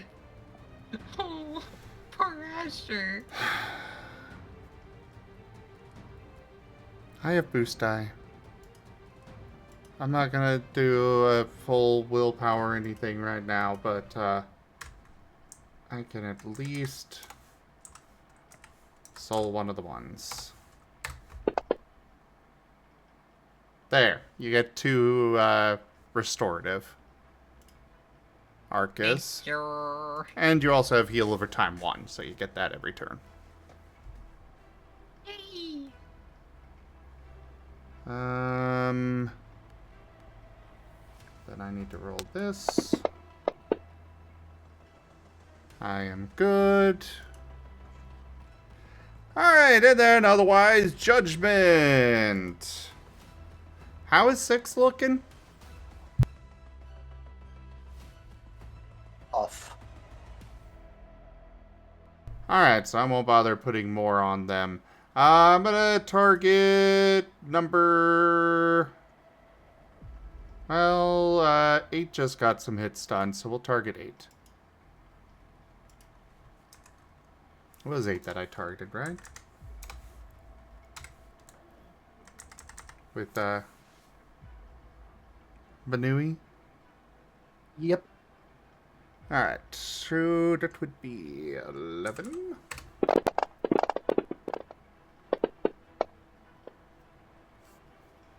Five! Hits.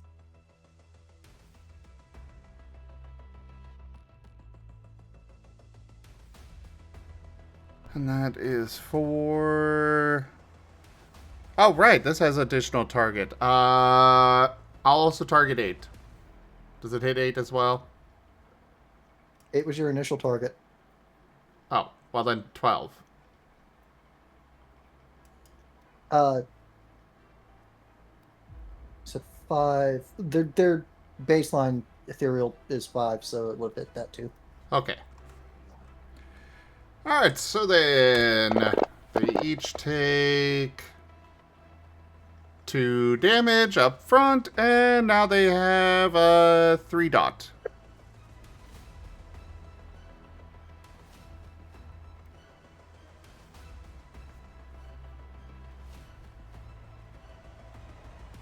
And that'll be it for Asher's turn.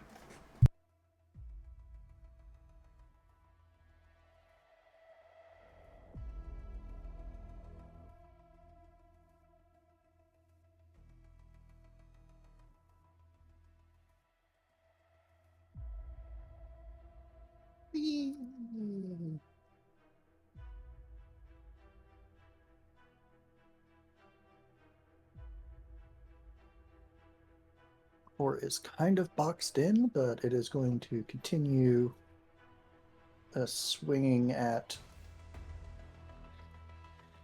the abomination. It is no more an abomination than they are. Take 3 damage.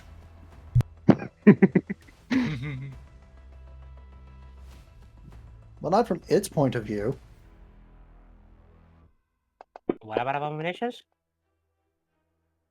I'm assuming 2 physical does not hit Nope. Benui. Okay, Benui gets the hit stun then.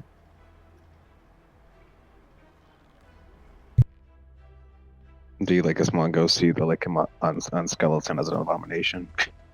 Also, don't forget Arcus's initiative went up by 10. Yeah, so Arcus is next. Arcus would have gone before Phantom 12, but yeah. Right. Sorry. You're What I'm going to get good. into is at the end of each round asking for changes in initiative. Yeah. It's a little tedious to have to Alrighty. worry about that, but at the same time, it's really fun to have the ability to play around with your initiative as an actual resource.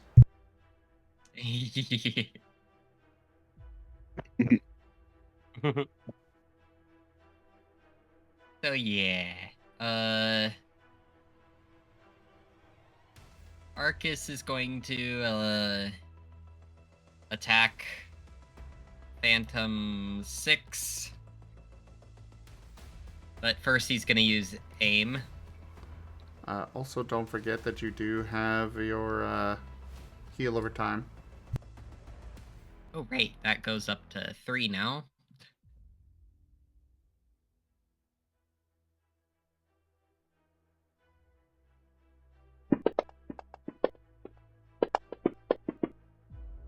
Hey. Hey, nice. Yay, the crit chance! Nice. That absolutely crits. It's 6. Yeah, it doesn't matter what you're aiming at. That crits. That's Alright, double this over its current evasion scores. So yes, that crits. Or rather, that's 10 points over its current evasion scores. Does Arcus have overcrit? No.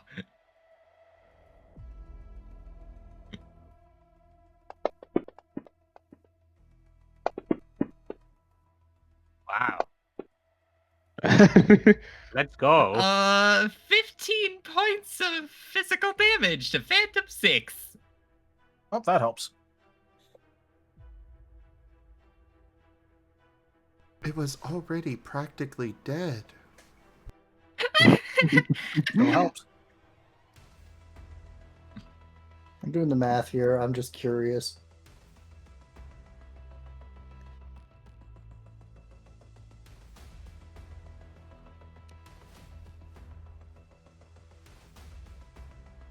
I'm having this one.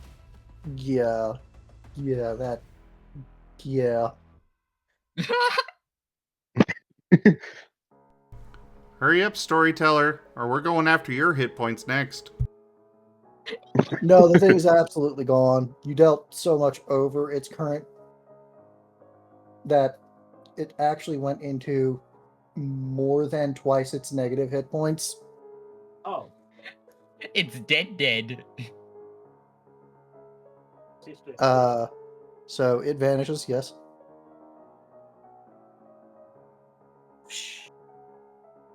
Good.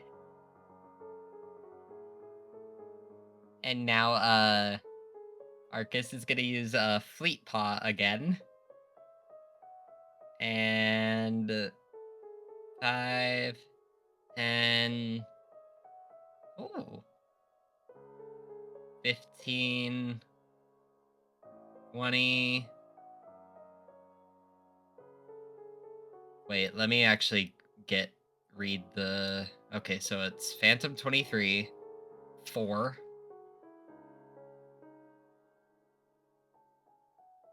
5, 10, 15, 20, Phantom 10.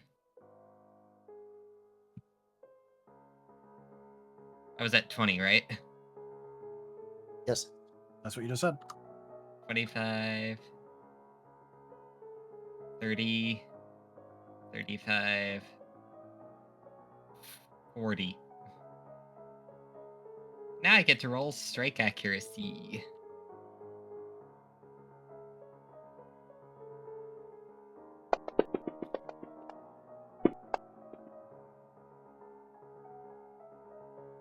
Does a 5 hit any of their, Yeah, pretty much all of them. Okay, they all take a chip damage. Nice. And that's Arcus's turn.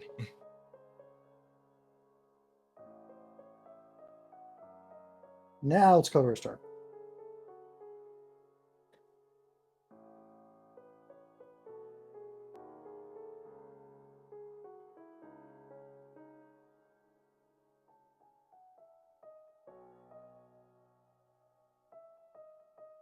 It's my turn. Yes. Yeah. Okay.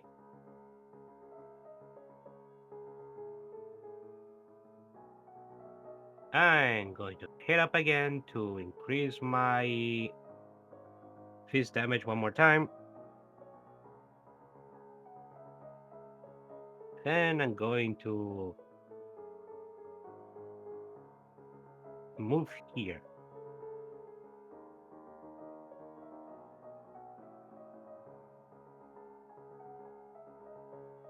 And I'm going to attack Phantom 4.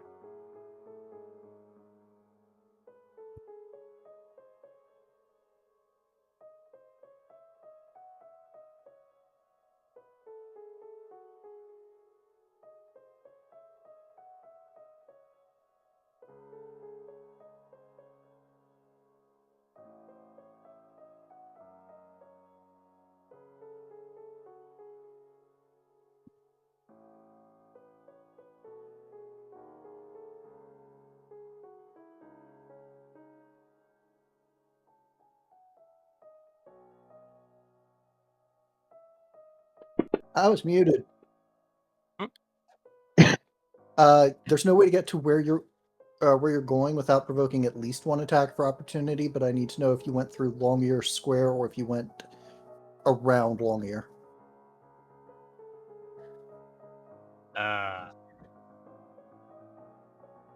What would be the difference?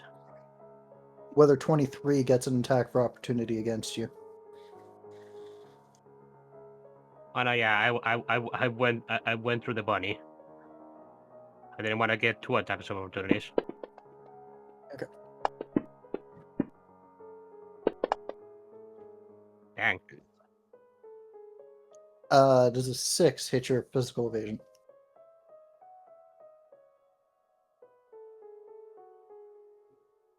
Actually, it does.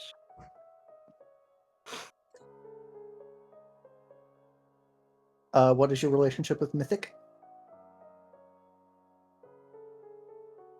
One moment. Should be neutral, but I think he's resistant. Yeah, I resisted. Yeah, because neutral resists itself. I mean, mythic resists itself. Yeah, I resisted by 1.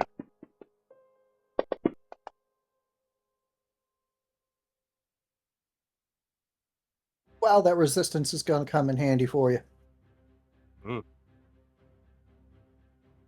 4 damage. Yeah, 5 of those are 7s. Ah.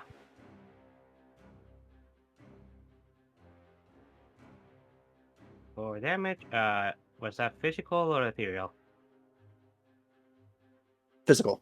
But on your side, 5 does hit.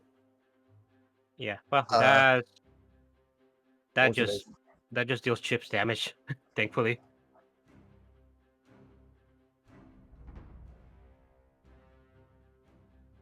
Go ahead and roll your damage against number 4. Yeah. What is his relationship with fire? Neutral.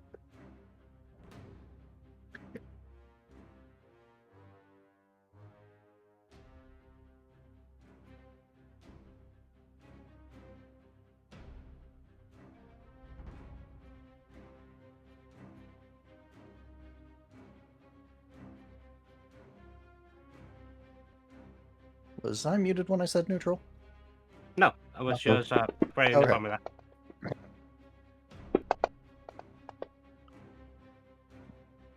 Ooh.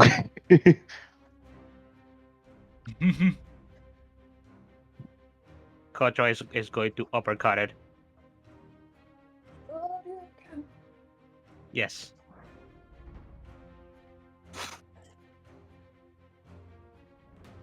Still up. It's not happy about it, but it's still up.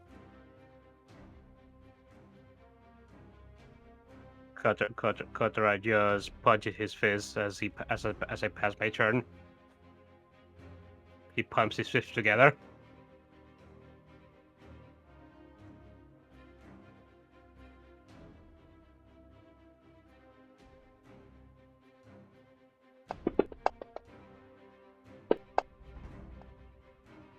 Does a 4 hit your ethereal evasion?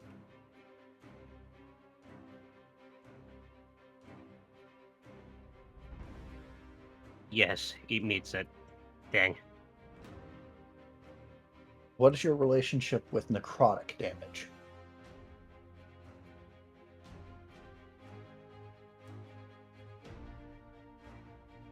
Product, I resistant. know fire. Yeah, I know fire resists it. Is it?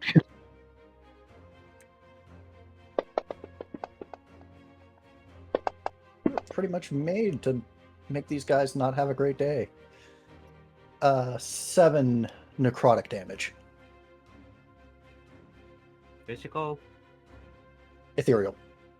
Yeah. Right. Ah, that actually takes away my predator armor and deals 3 damage.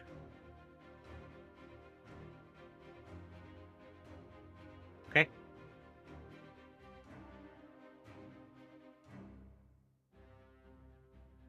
Okay.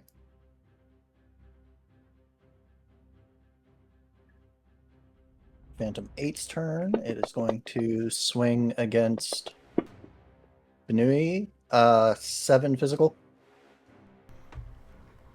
No.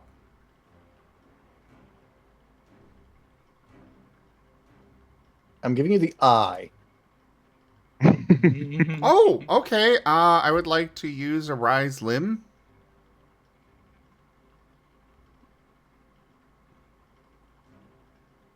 Seriously though, 7 physical hit. Yes. What is? Yeah. No, not twice. Well, it is twice, but it's not 5 over. It is, however, 5 damage. Alrighty. Haboku, your little thing that you do is so useful. Soothing Warmth is one of the best feats of the entire game. Yeah, that's useful. What does it do again? That's the AoE preventative heal thing. Ah, nice. per Yeah. turn. Literally just one of the best in the game. All right. It's literally the Cool, only so thing Phantom- keeping them alive.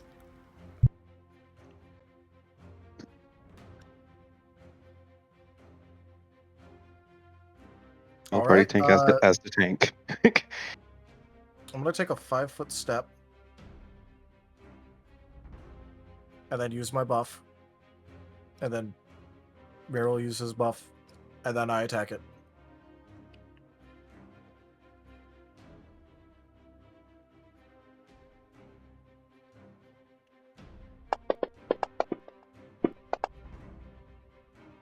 Five. I'm pretty sure that hits.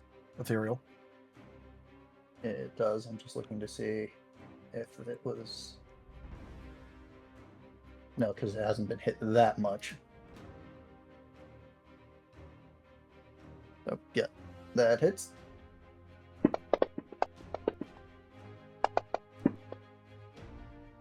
For 6 damage.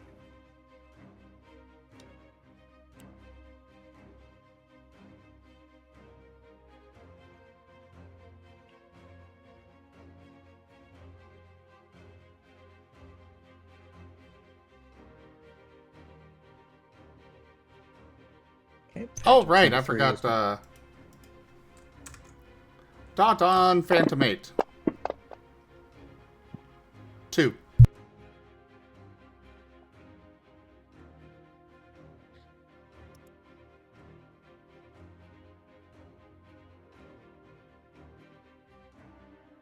I was waiting for their turn to come up, but then things took too long and forgot.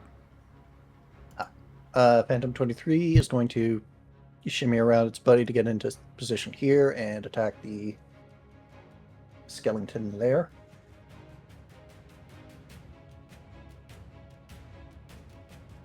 I am 100% okay with this.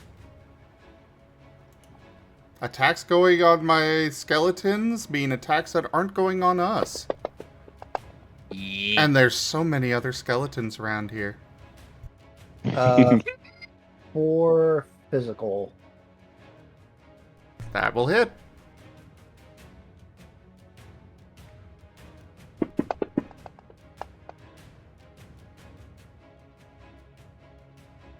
for 4 physical damage across 13 dice.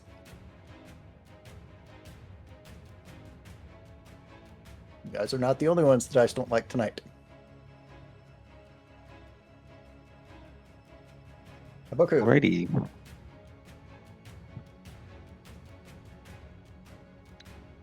Haboku will start out his turn, and by giving a strike at Phantom 8.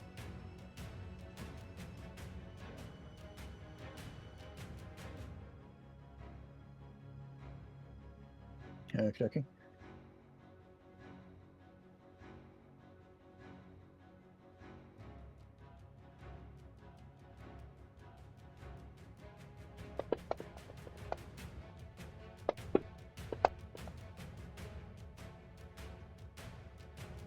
Does a 4 hit?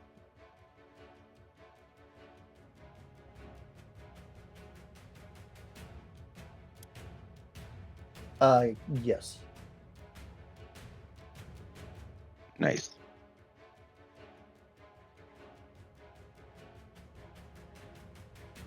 Not a lot of dice is here, but I mean, it's a strike, so.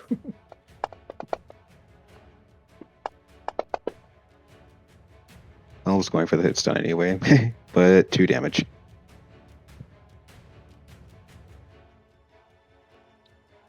And now Haboku will use Howling Burner for Phantom 8 as well as Phantom 19 in line AoE. Okay.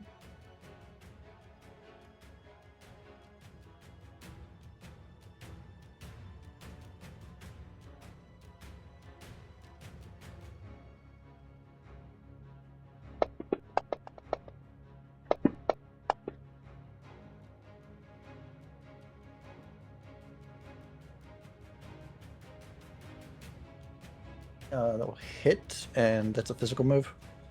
Yes. It'll hit both. Okay.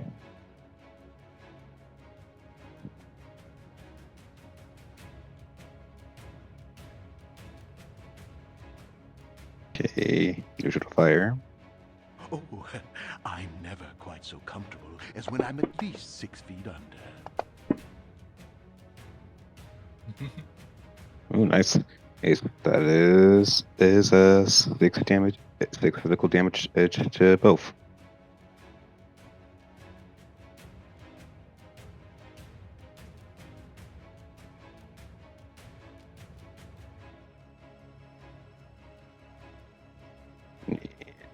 That is Haboku's turn.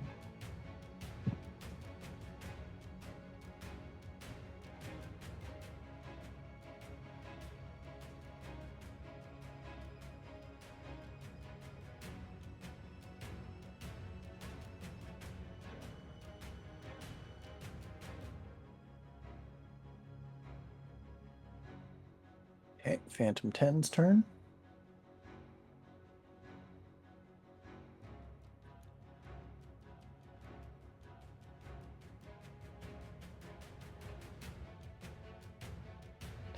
It is Taking a swing at the skeleton carrots.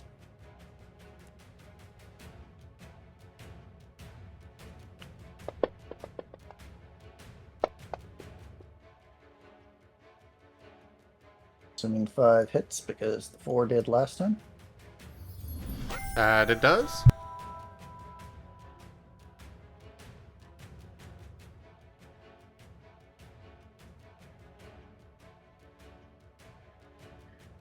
Now that's concerning.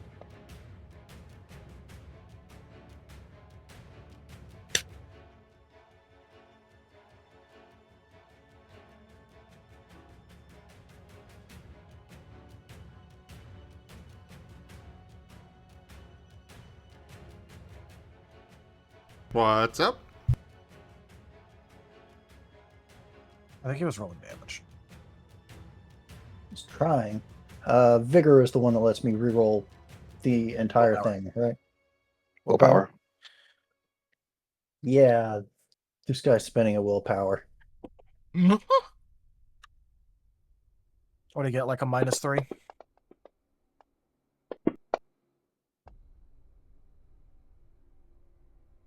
Three damage.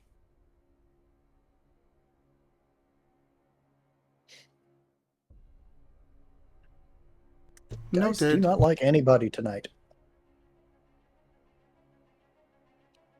I mean, He is, however, going to take a 5-foot step here.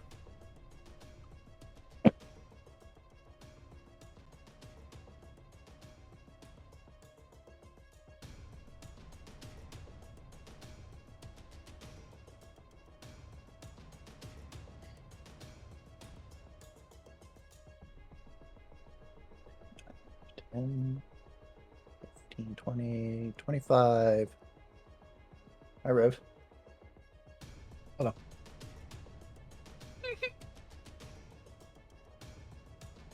Why are you squeaking now?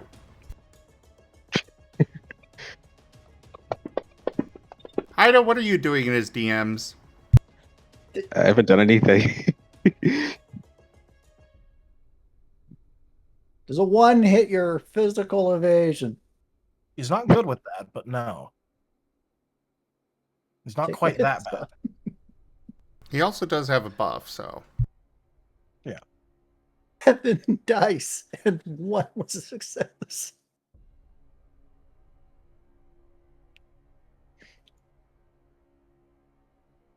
Yeah. Sounds about right.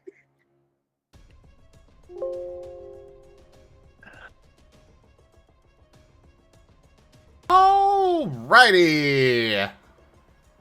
Well, we're gonna start with the skeletons. If I can get to their up arrow thingamajigs.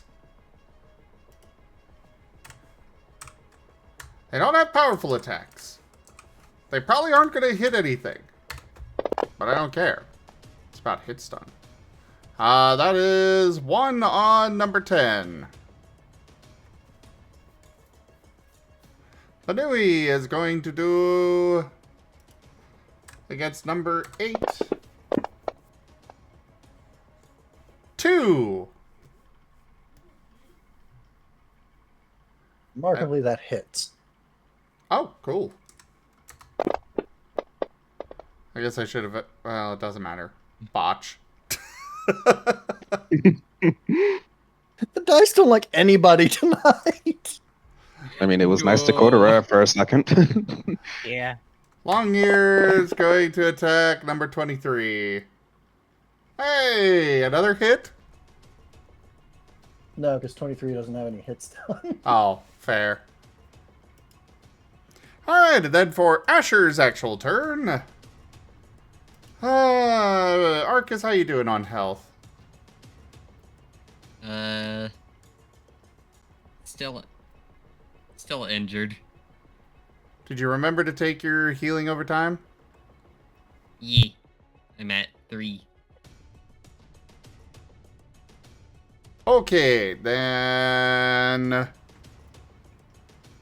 Well, I'm gonna give you another evasion up and another heal. That'll be 9 dice for the heal.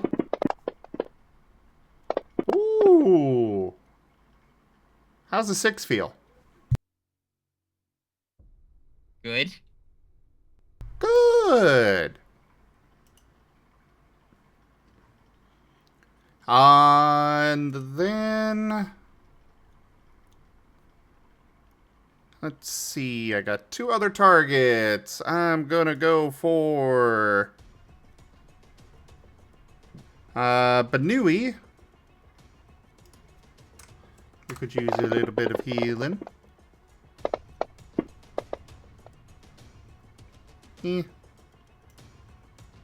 Though he also does get the 3 from Haboku, so... there we go. And then Carrots is the one next to Haboku as well. Yes. That goes back to there. Let's see. And then we'll give the last one to Kotora. You have not taken any damage, right, Kotora? I've taken 1. So, yeah. Oh. Barely neat. There you go. Have 2 and a heal over time and evasion up. Oh, nice.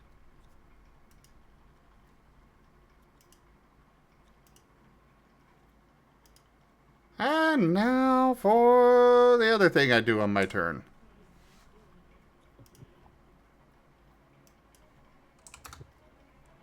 It's preventative, right? No, that is restorative. Okay. Judgment! I don't like how close Phantom 10 is, so... that one, and we'll also go with... 19.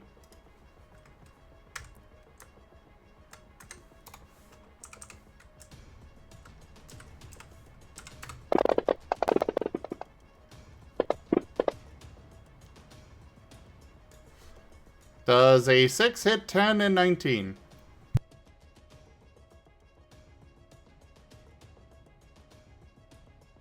Are you muted? 6 hits both. Okay.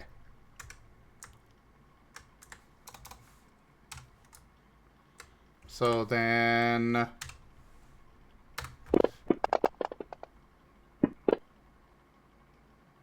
4 points initially, and they both have 3 dot.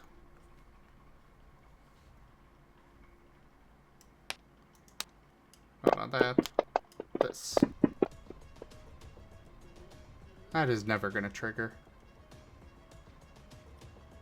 Alright, done with that.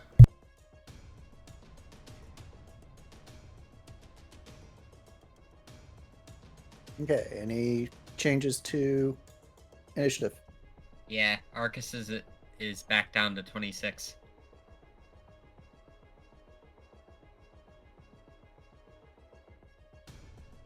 Okay.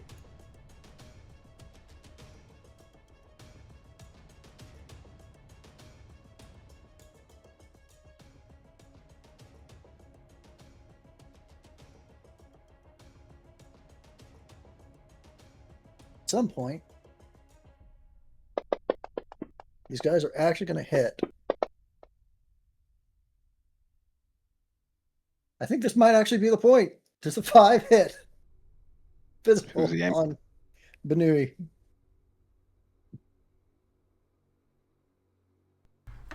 Yes.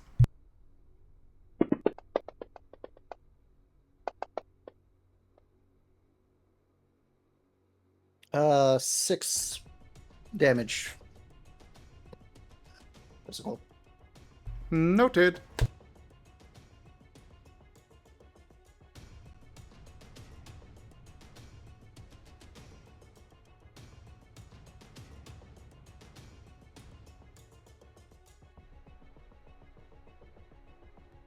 Oh, you said 6, right?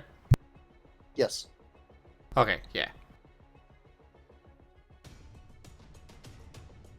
Okay, Kotor. Alrighty. I'm heating up. Face damage 3. And I am going to.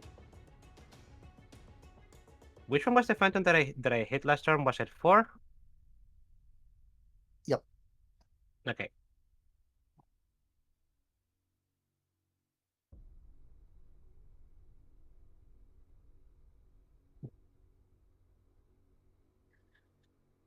I'm going to try and do a strike on Phantom 4. Okay.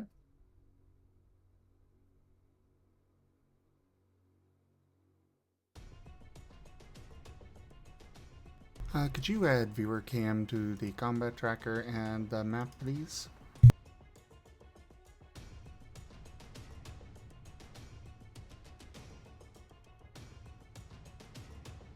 Hmm? That was for Lightpaw. Yeah, that's I'm talking to light ball. Okay.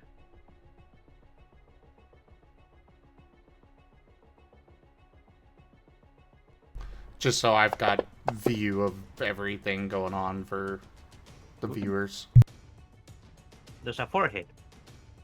Remarkably, yes. Nice.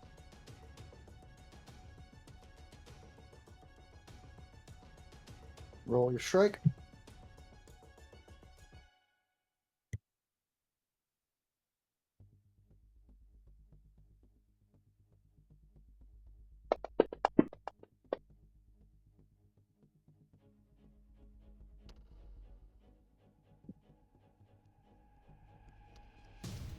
That is funny.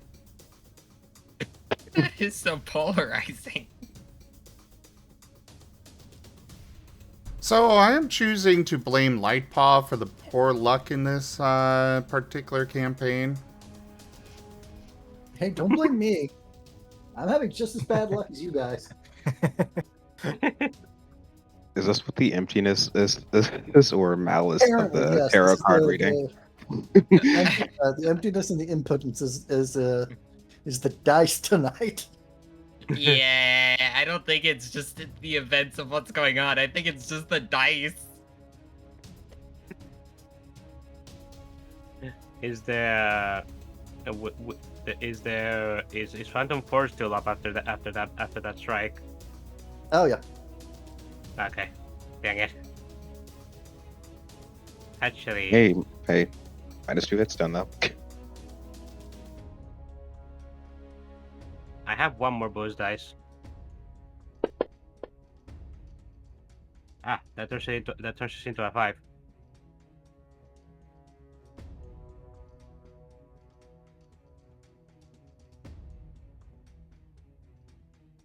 And that's just enough to destabilize the Phantom. Nice.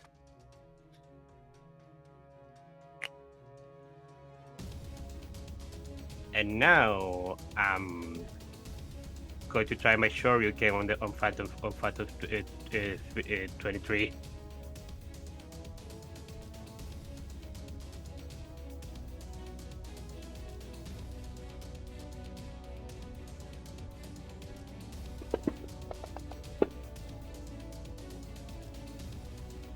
Does that hit? Yes. Nice.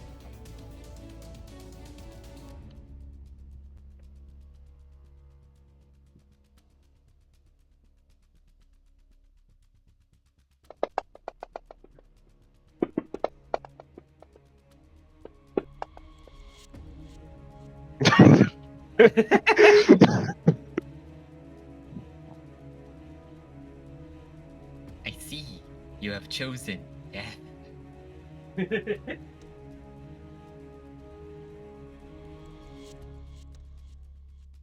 It's still up.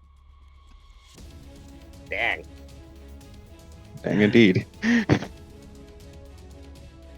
I mean, I'm pretty sure a tab will destabilize it, but that was nice. Wait, no, I did my math wrong. I. So Kotora just quickly jabs at number 4 and then Shurikens on number 23 and knocks them both out. And he's out of there. That's my turn.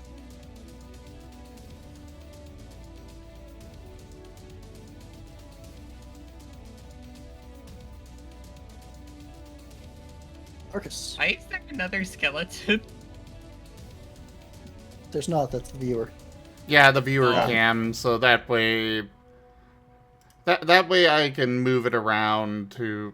Wait, why is it over there now? So that the viewers can see the map. It's so Because they can see it from more perspectives than just what I have. Yeah, that's So I should fair. probably put it over here. There. That should be good. This is a great feature, but it just requires a little bit of finagling to make it really work for viewers. Yeah. 5, 10, and then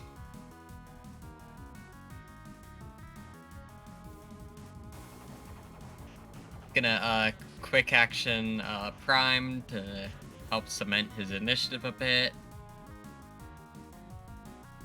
Then Don't forget your healing, by the way. You would be at 2 heal over time now. Yeah, I'm at the max amount of restorative I can have right now.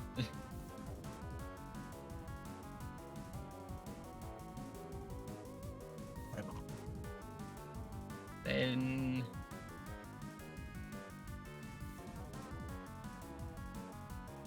just need to change this to a 6. And then attacking Phantom 10.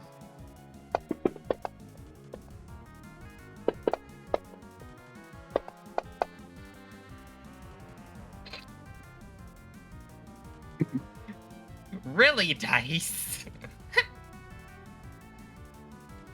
It's definitely a crit.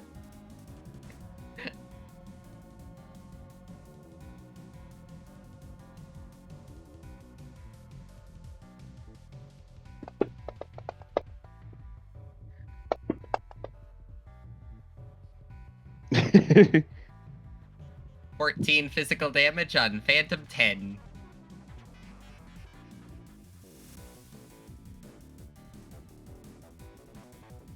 Man, Arcus and Kotora are hopping off today.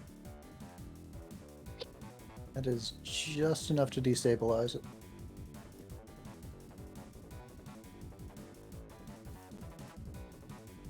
And that is a question. Can you continue moving after if you've Yes. used a... Yeah, okay. Arcus is gonna stand in front of Asher to block any... Actually, he'll go up here. And, yeah. That'll be, Arcus's turn.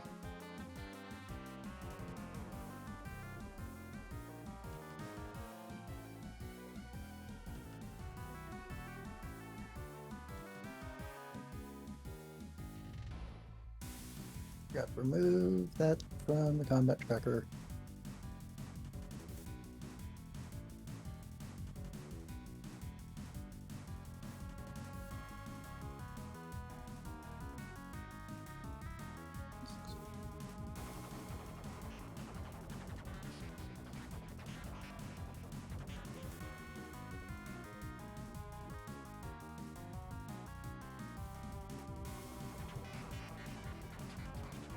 Okay.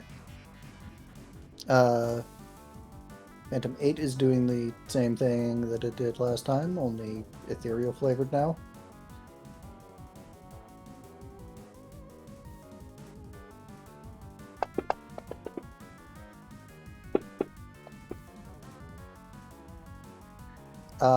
For ethereal. Does that hit? Who? Benui? Yes. For now.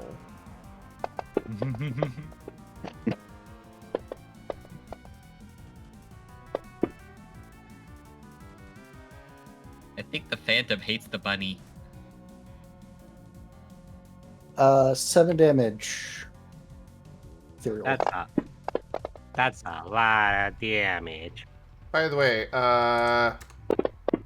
1 damage to Phantom 12, 3 damage to Phantom 8.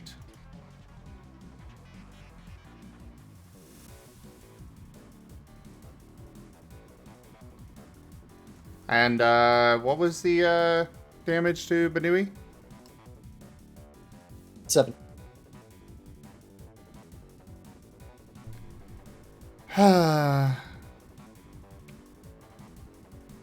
Skeleton Banui is no more.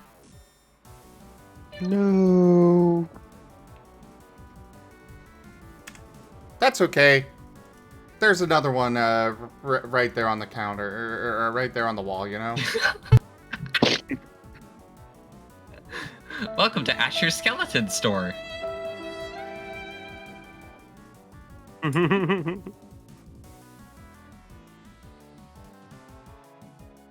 The prices are bone cheap.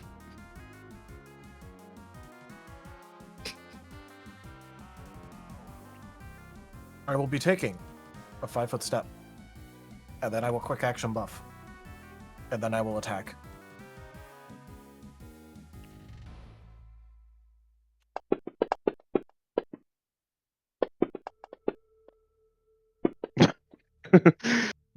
Does a Welcome back, 12 crit? Riv.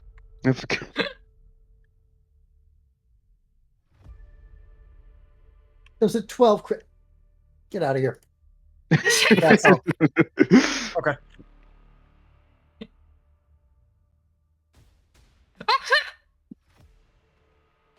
He left. Oh no! I got told to get out of here. Anyway, damage. Oof, ouchie. That is rude. I will make Very that 9 rude. crit. My singular 9.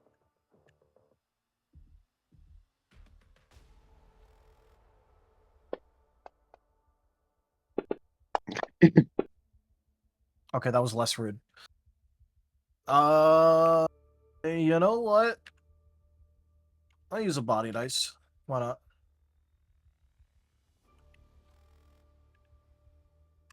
Why not body? See? Why not? 10. Pew.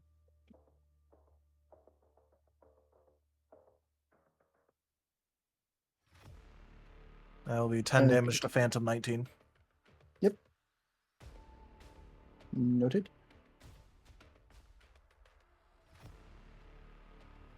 Righty. Well, since the Banui's gone, and 5-foot step up.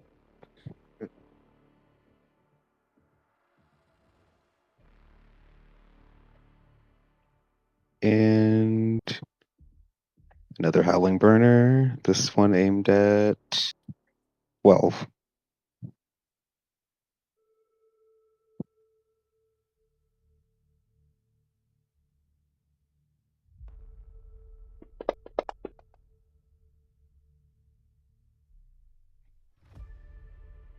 Does a 3 hit?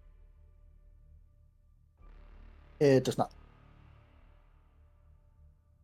Mm. It's Gampa.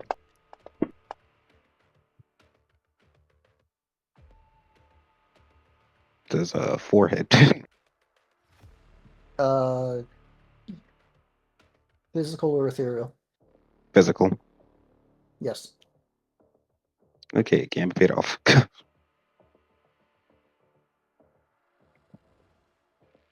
And this should be 9 power now.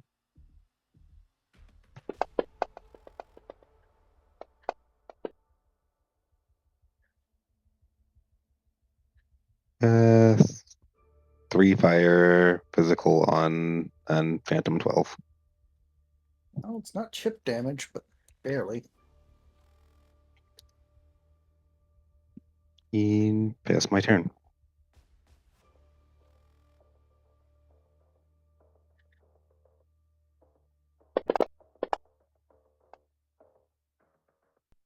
3 damage on Phantom 19.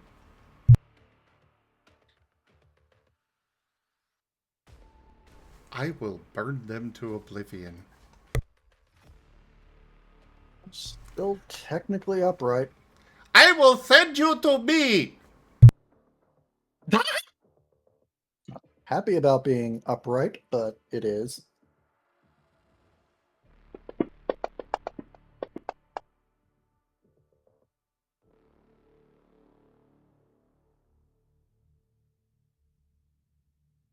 Arcus, does 4 hit your physical evasion? No. Yeah, I didn't think so. Take the hit. Take the hit stun.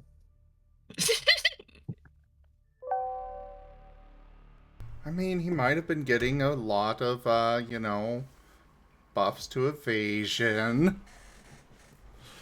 Alright, Asher's turn.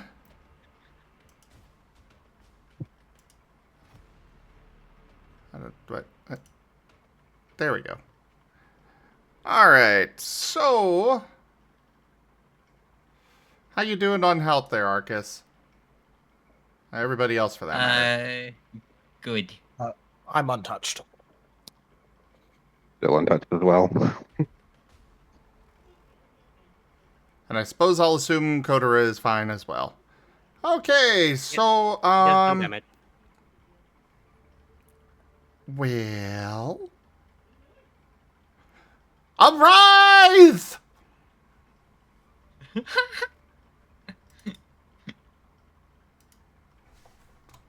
We're gonna go with, let's see, what name for this one?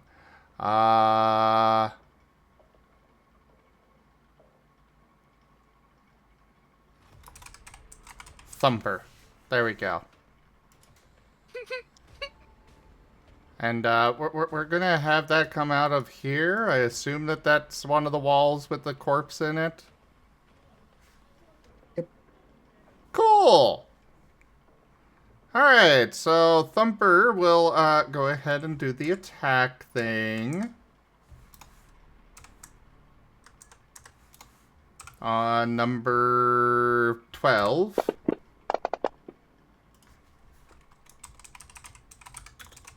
Yay, hit stun.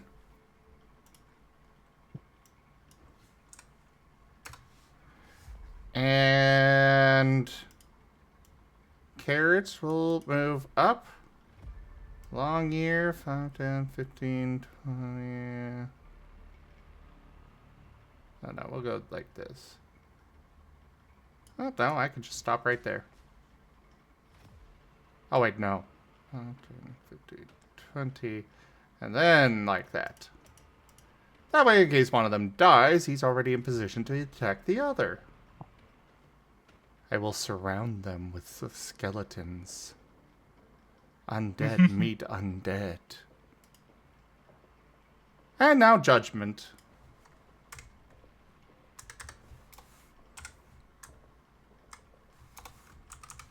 This time we're gonna put it on 19 and 12.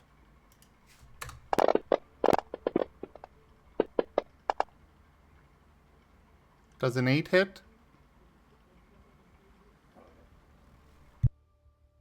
It crits 12. And hits 19. Alright, so I'll roll for 19. That'll be this. Chip damage. Then for 12. That's way too many dice. We'll chop off the last 3. Hopefully they weren't one of the explosions. Okay, one of the explosions was in there. Still a 9. Yeah, still a 9 on 12. And then 3 additional dot.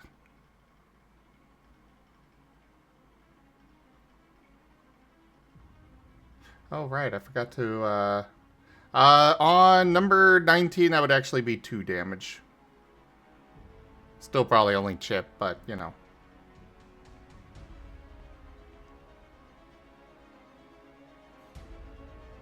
Chip damage was enough to do it. Oh, 19's gone. Yep. Alright, what about the 9 on number 12?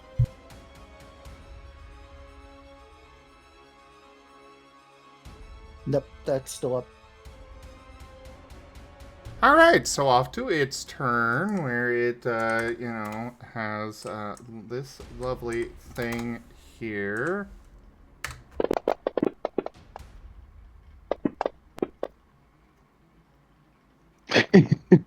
Dot of Now 6. stop.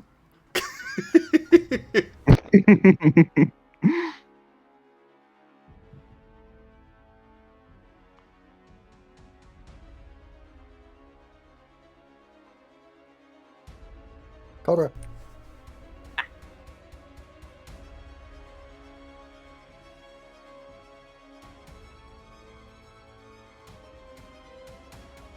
Alrighty, I'm moving here.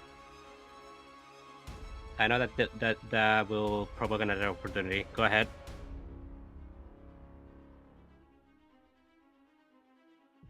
There's a way to do it that it won't, but if you're sure.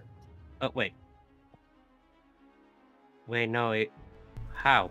If you move like this, and then go in there from over here, it does not provoke. Oh, okay. And you get the flanking bonus. Yeah. Yeah. So, -1 difficulty on your roll. Oh, for accuracy? Yep, cause flanking. First, I'm heating up for now. My physical damage is 4.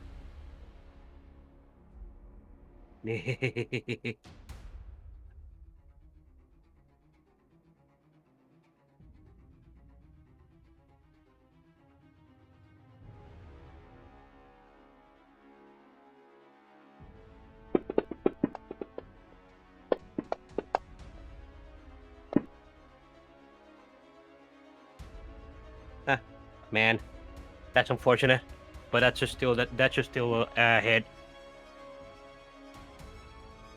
It does. Okay.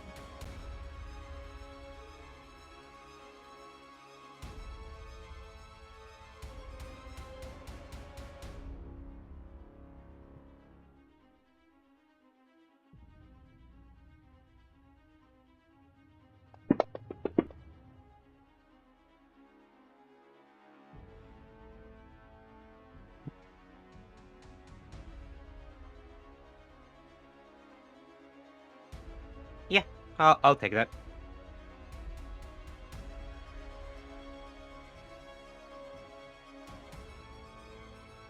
And that is definitely enough to kill it. Yee.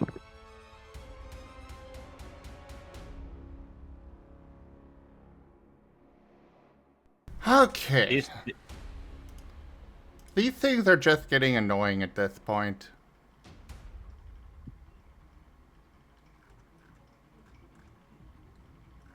Yeah. You That might was want to set another alarm thing. Yeah. that was quite a good workout, though. Not gonna lie. We didn't. None of us took any serious damage. That's good. Yep, that's so. Over here, guys. There's something over a hallway over here. Yeah, I was wondering why none of the ghosts came from the other direction. And I guess here's why. Hmm? Oh, geez, there's a lot. So many doors. That's a lot of doors.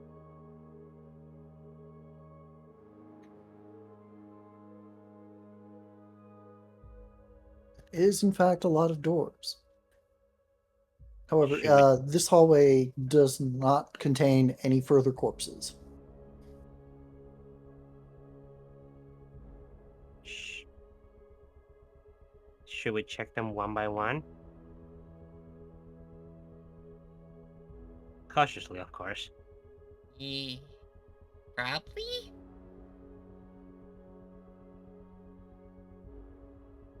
See, can I see anything from...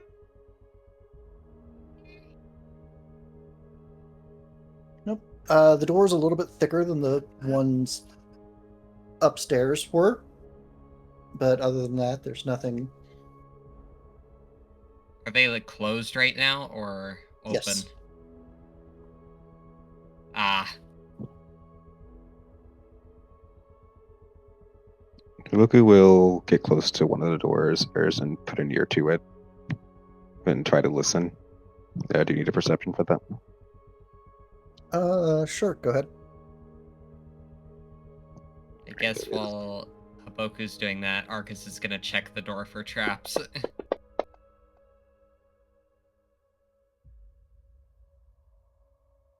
And don't have any more boost. Yes. You can't hear anything in particular except for the sounds of wood being wood.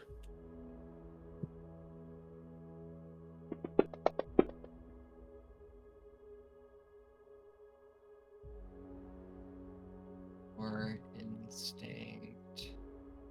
Investigation.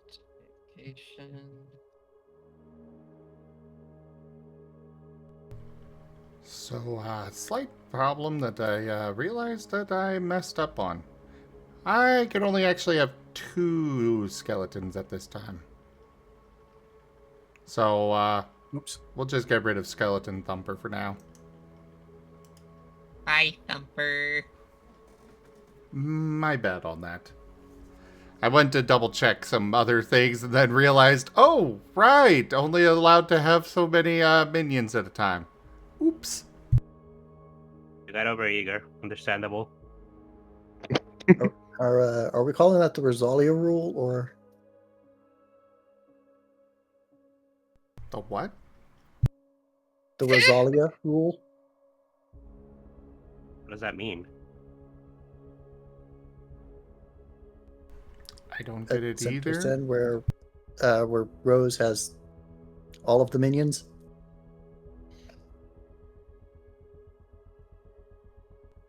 No. But just wait until we get more XP and I can get the permanency word, and then I can do a ritual to make them permanent. And then I can have as many as I want.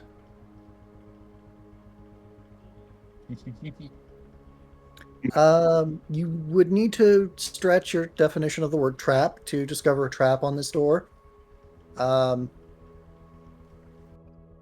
you could probably possibly get tetanus from the handle if you really press down hard in the wrong angle.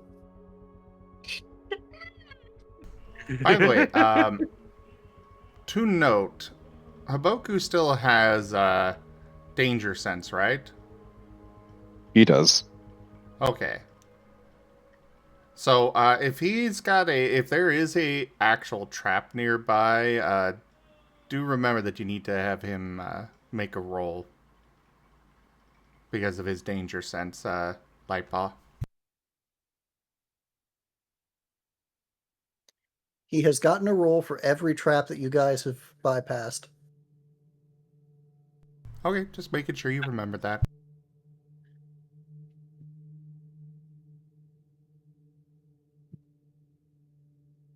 I mean, Arcus is just gonna be careful not to press too hard, then on the door handle, and then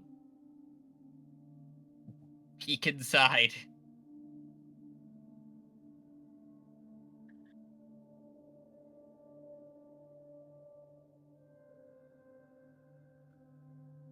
Okay. The room seems to be some kind of either embalming room or preparation room of some kind. There is a table in the middle of it that looks like a funerary preparational table kind of thing. Arcus is just gonna look inside, then at Asher. I feel like you might know more about this room than I do.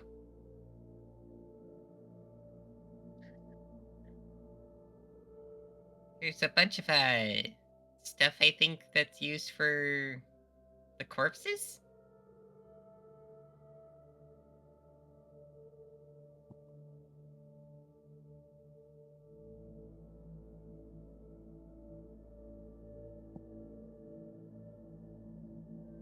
Well, what does Asher know about all this?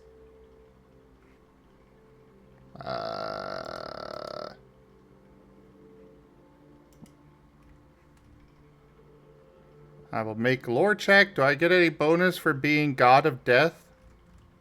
Yeah, I will lower the difficulty. Cool. Or we'll, yep, you know what I mean. Yeah.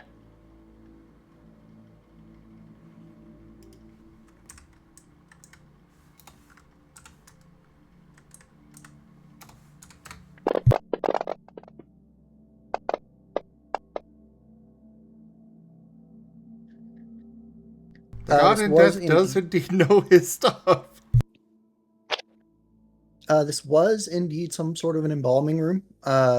You don't see the kind of containers that would have been available if this were, say, a mummification style room. But from what you can see, this is definitely a place where the dead were prepared.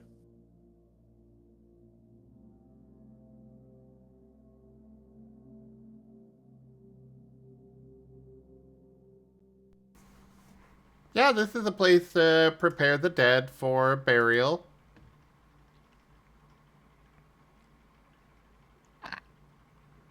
That's interesting. Are any of the tools in any decent condition?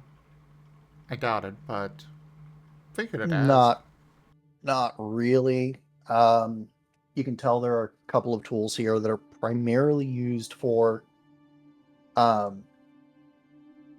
the kind of preparation that would have rendered an older corpse into a skeleton. But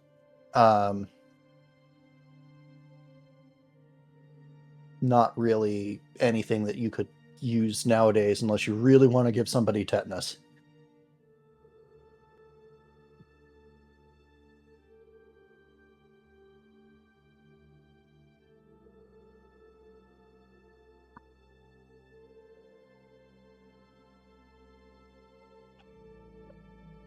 And given the state of some of these tools, that somebody might be you. So probably best to leave these be.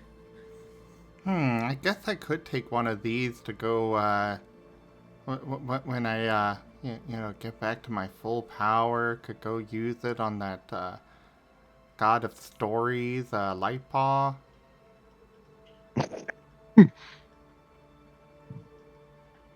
My dice are cursed enough, thank you.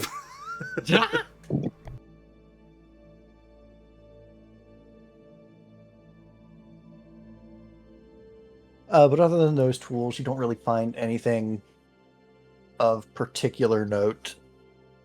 There are no grave goods or anything like that here.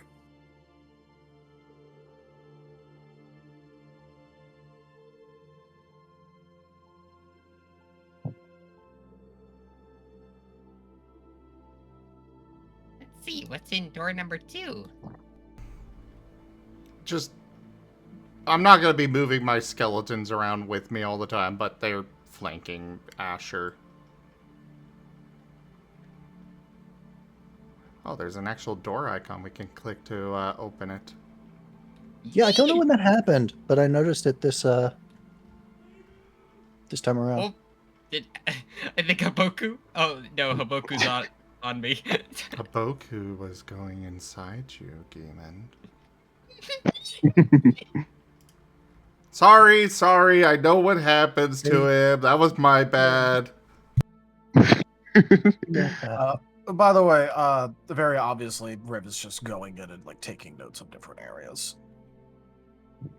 Yeah. Apparently I got some splash damage on that one.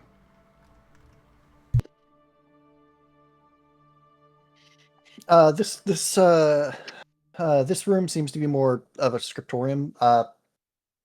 Either they were keeping records here, or they were possibly making notes of the people being interred.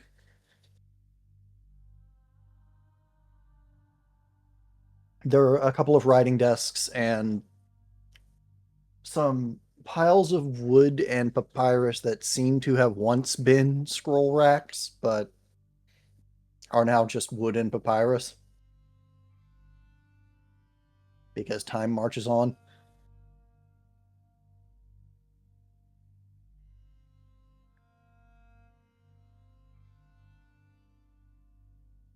I assume Like- that text X is mostly ineligible or faded.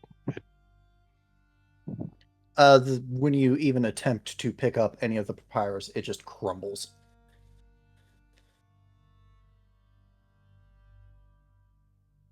Viv, I think you might like it in here.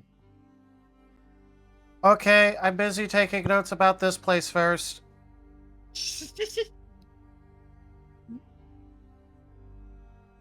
Don't worry, it won't take too long.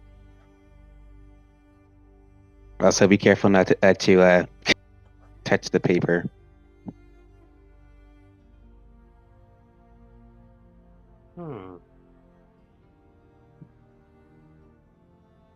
Haboku innocently sweeps the crumbles away with his tail.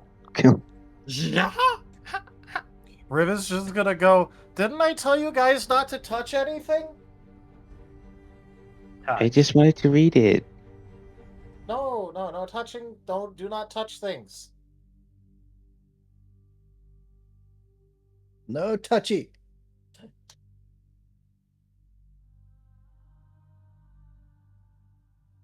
What's in this room? This room seems to be another preparation room. There are 2 tables in this one, though.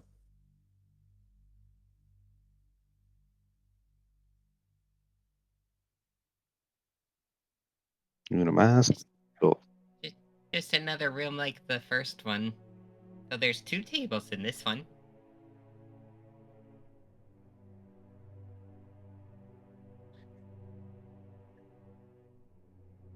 And Asher, if you can believe it, the tools in that room are in even worse shape. I can believe it.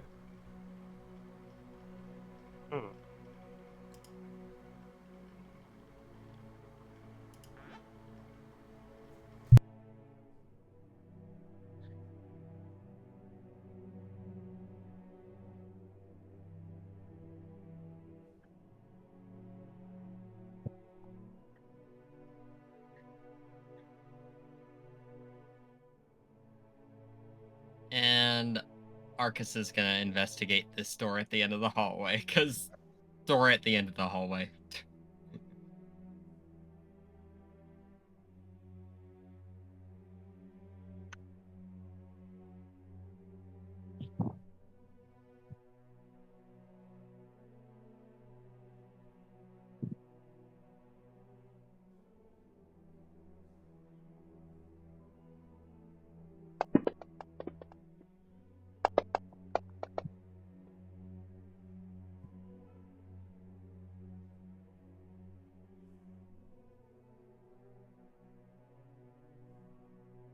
This door used to have a lock.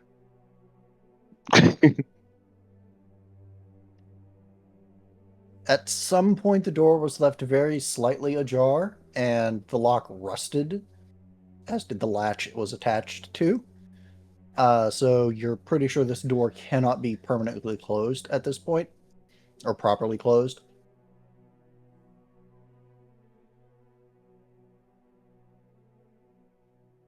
It is a Well, little bit more. The door is a lot heavier than even the other 3 doors on this corridor. can Arcus even push it?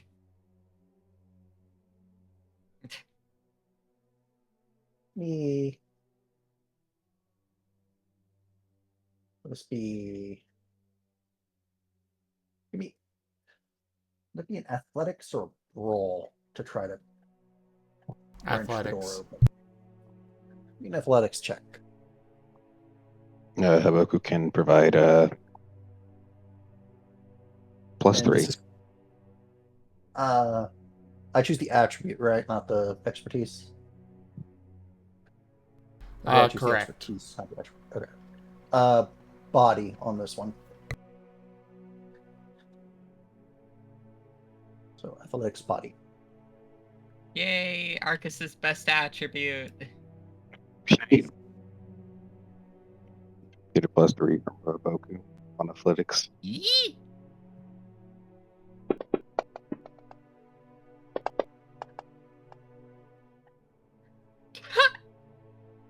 A contributed. 9 instinct athletics.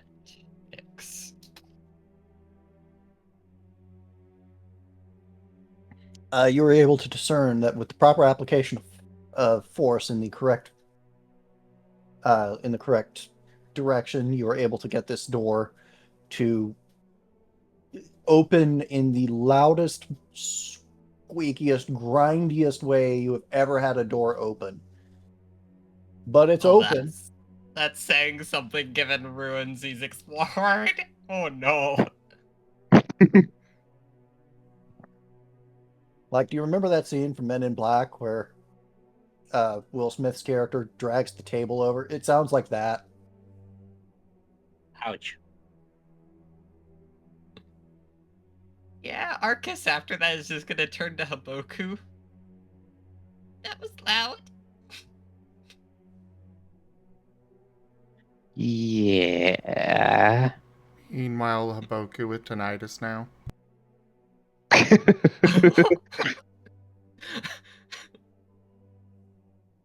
No, we're not doing that again. That actually apply with a corpse.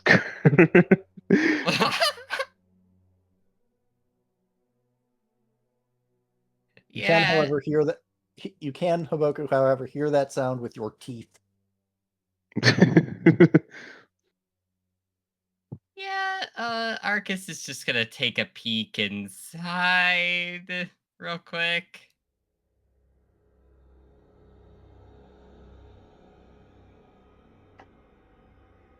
This room feels different than the ones you've been in. For one thing, it's a lot smaller.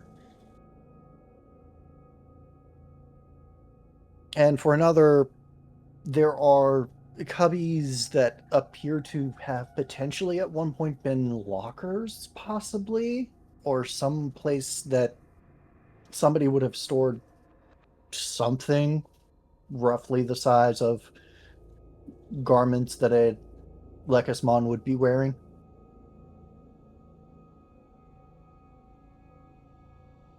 Hey Asher, can you get Kotora and Riv over here? This room looks important. I doubt it. Kotora, Riv, they say they found something important. Okay. Which door were you in? The last one at the end of the hall. Okay, we're coming.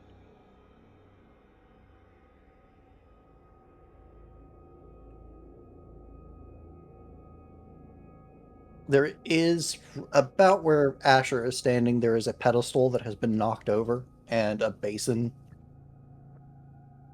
that probably used to sit on top of the pedestal that's closer to the wall now.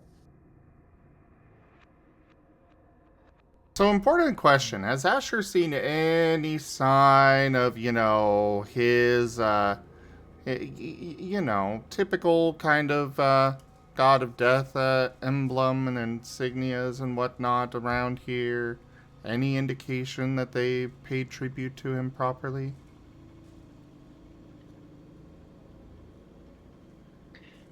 Give me an investigation check.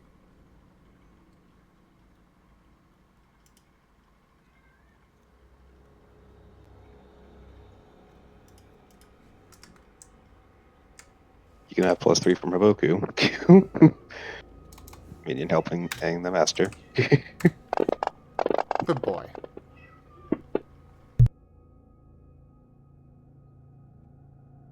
This is important. I'm soloing the 1. And we're relatively close to end anyways. Woo! Hey, Nice. Nice. 10. That was pretty good soul. Oh, that was still reduced difficulty. Oh, crap. Well, I mean, is- it's God of Death. He's looking for his own insignias and such, so... If that's not a good enough Be 11. excuse, then it would be... Huh? Wouldn't it be 11? No. Okay, it is 10. You had the +1 counted for already. Yeah. Under each of the tables, one of the symbols engraved into them was actually yours. Judging by the general design of those tables, that was the position where the head of the soon-to-be interred person would have been laid. And you suspect that some of the other things might have also had your symbol on them, but there's a lot that's been lost to time, so to speak. Hey, he's just happy that at least some of his, some of his stuff was here. Otherwise, he'd have had to, set about destroying it.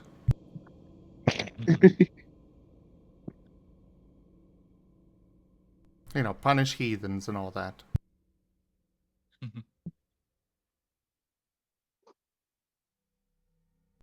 He's not going to point it out. He just wanted to make sure that it's there.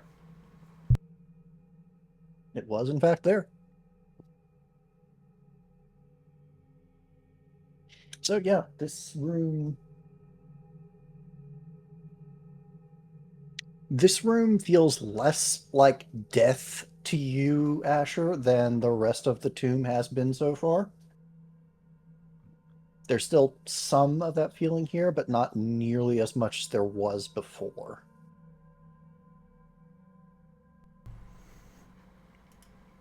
This theory doesn't feel as dead. I did kind of notice it had a different vibe. But I wonder what's in these lockers, if anything. Oh, wait. Oh, the doors are lockers? gone. They are gone. Oh. Oh. If there were ever any doors there, they were gone. Does that mean that this area is safe? Maybe? I don't know. do we see any of the ethereal glow? Yeah.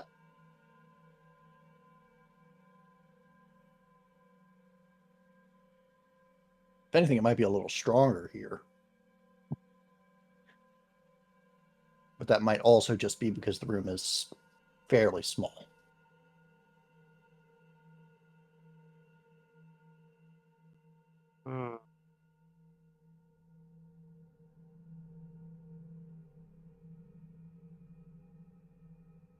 Hey guys, something just occurs to me.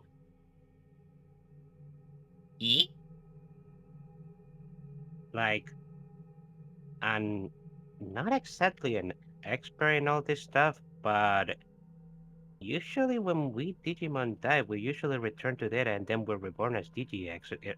No? How come these Legimons remain ghost? And what is up with all these stuff that they're doing inside this place?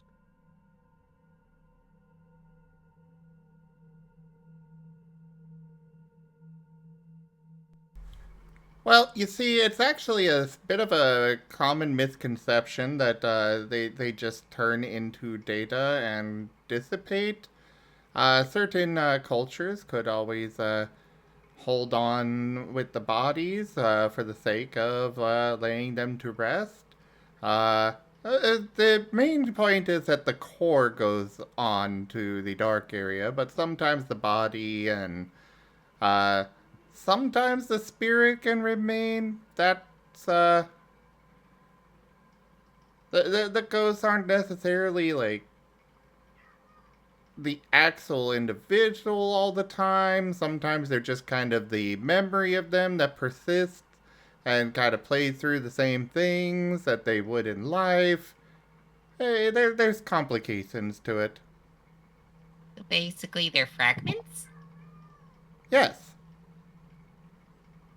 If you want to change any of that nonsense I just spouted, go for it, Delightpaw, but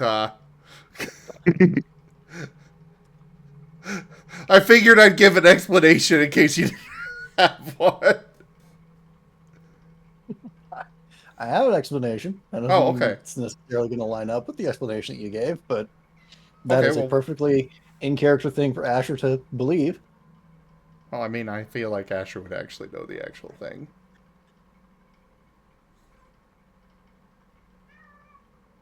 If you want to Yes, give me an Cat? instinct roll, no, well, hang on. We've got to wait for Her Majesty.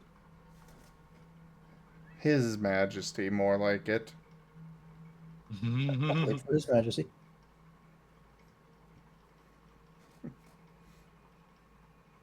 If you want to give me an instinct roll, you've collected enough information to maybe put it together. Would that Okay. be lore? Yeah, that would be That'd lore. be lore. You'd ask for lore, not instinct. Instinct is an expertise, not a skill. Unless you were meaning insight.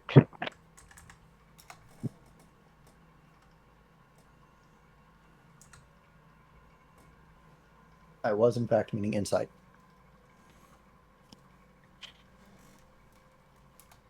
There's been construction at the place that I'm staying, so my sleep has not been the best. Reduced difficulty, yay, nay?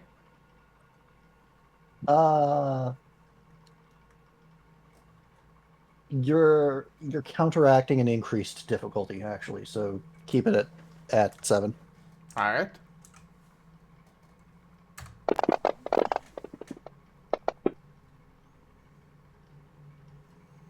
How much boost do I have left?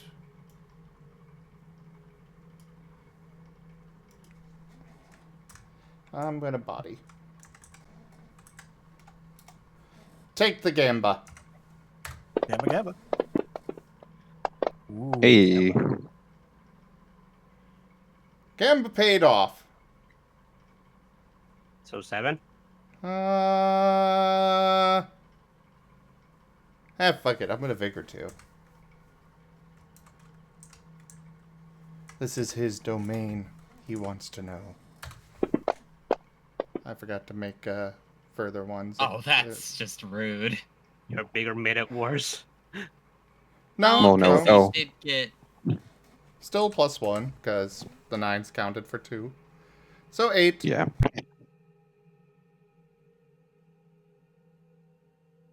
Okay. You've gathered enough information to tell that what's going on in this place is that they had some sort of a reverence for the actual bodies of the Lekismon here. And they had some kind of a ritual that they would undertake for certain of the Lekismon to bind them to this place as eternal protectors of a sort. Don't think they did a very good job of it, but the bodies here are devoid of data. Essentially, they have no personalities, they have no souls, they have no cores to them. They are just bodies, but that isn't all that unusual for this particular region, for a particular frame of time. All right. The spirits are unusual, even for specifically this, but that's you think you've got a handle on what's going on with them. Asher will basically relay that and add in also replacing the nonsense I was spewing. he'll also add in. It's kind of like how I can hold on to data, kind of, in a way, for whatever I decide to use it for. That's But they're also void of data, so... Well, void of... I guess the term would be organic data?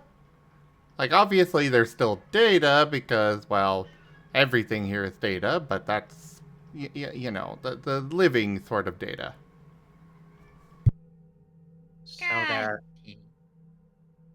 So their bodies are their bodies are just they just got rid of everything and their souls just got binded to this place. That's horrible.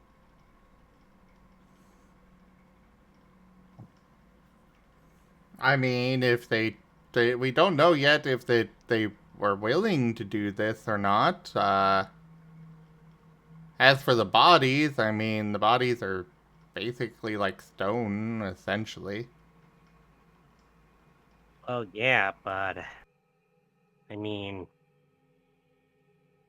they haven't been able to move on, and like we have witnessed, they just keep repeating the same thing over and over. That has to be a pitiful existence. What are they even protecting at this point? Well, I suppose we should move on in and find out. Lightpaw, does this lead anywhere?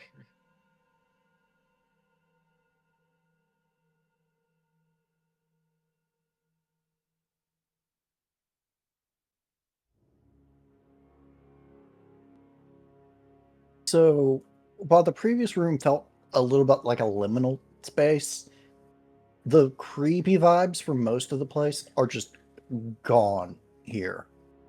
This room that you're entering, Arcus, doesn't feel like the ruin of a catacomb. It feels like the ruin of a keep.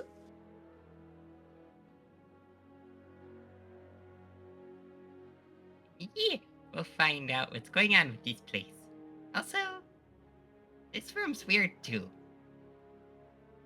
Where how? Doesn't feel like the rest of the place. In fact, it feels weirder than the room we were just in. I mean, to be fair, this room feels weird in the fact that it just doesn't feel as dead as everything else. This one feels even less dead. Really? You're actually able to find scraps of cloth in this room.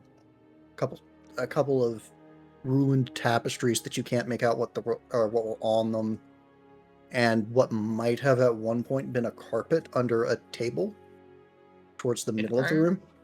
Can Arcus try an appraisal check to see if it might be similar to a rune he's been in the past?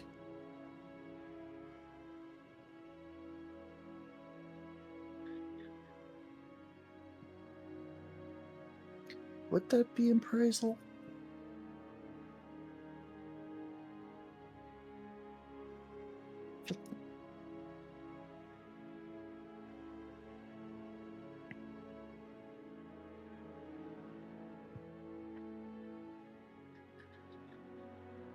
What's the question? Comparing a current location to somewhere that one has been in the past. That'll probably be a mix of appraisal or lore, because lore is the ability to remember things. Yeah. So, like, if I'll let people you are use trying to appraisal. like remember something, that's lore. So I guess it depends. Are you trying to recall this against previous ruins, or are you just trying to get a good vibe out of the room? Yeah, he's trying to recall it from previous runes. That'd probably be a lore then. I will let you use the expertise though.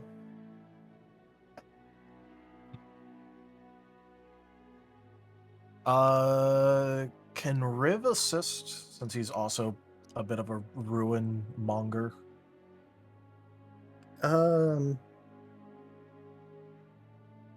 Considering he has been in more than a handful of ruins. I'll allow it. All right, take 3 dice.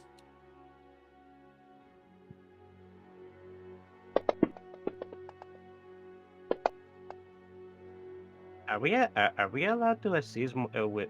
Are people allowed to assist more than once, or do you need an F feat for that? Depends how you're assisting. Ah. If you're trying to do Uh, skill assist, then yes. If you're trying to do teamwork assist, that would be different. Okay. I was just about to ask. I could have given 2 teamwork. Just because, well, Kotora may not be as much of a ruin monger as Raven Arcus is, but he has been with Raven in most of those ruins expeditions. So I mean, I haven't locked in the role yet, so then could I give 2 to teamwork to Arcus?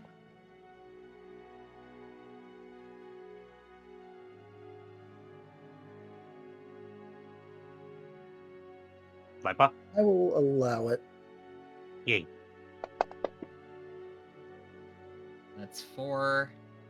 I'm gonna soul the 1. Never mind. You know what?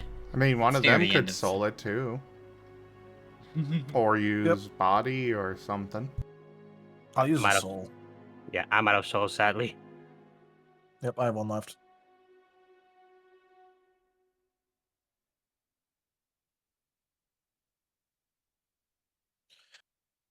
Here, I'll just roll. Hang on. Oh. Would I have rolled better? No. No. That was pretty Well, close. hey, you know, that's still total +2 from souling the 1 and then getting a 7. That's Yeah. 7. Instinct. Lore.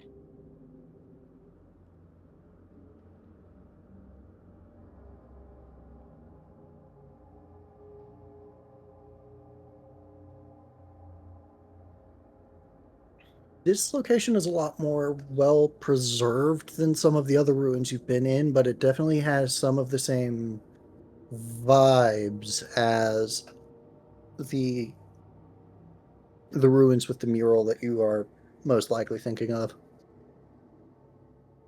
Arcus is just gonna freeze. Then just look to everyone. So, these are similar to the Henka runes. In what way in particular? Because there's a lot of ways that they could be similar.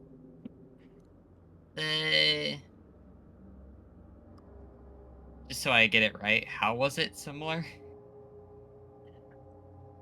It feels like this is the right time frame and the right level of grandeur for the same kind of people probably lived in each of the 2 locations. Okay, so what? Time frame or time period? Time period and social strata of the intended purpose. It feels like they're from the same time period.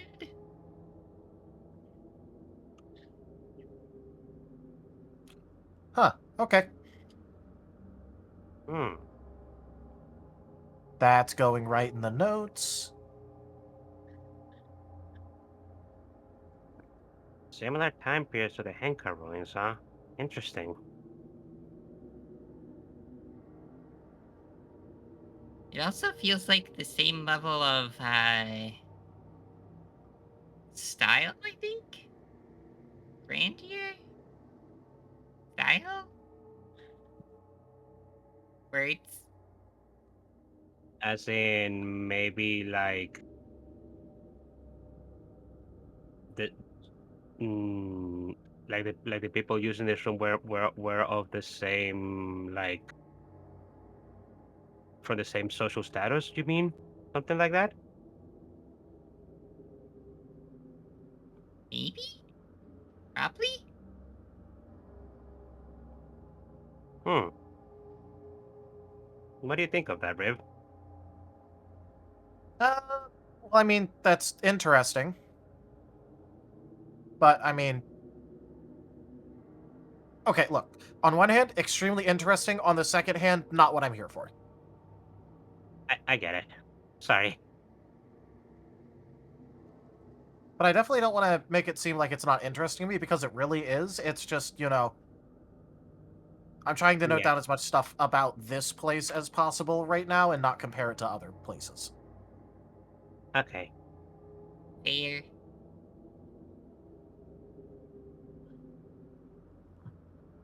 Hmm. Well, if there was any comparisons to any glitches found in the Henka ruins, Well, yeah, but we haven't found any glitch data yet. Yeah. If we ever do find it, that's what we have to look out for. Well, yeah. Yeah. See, there's another door here. Points behind Kotora. Well. We should go ahead and take a look then. Open.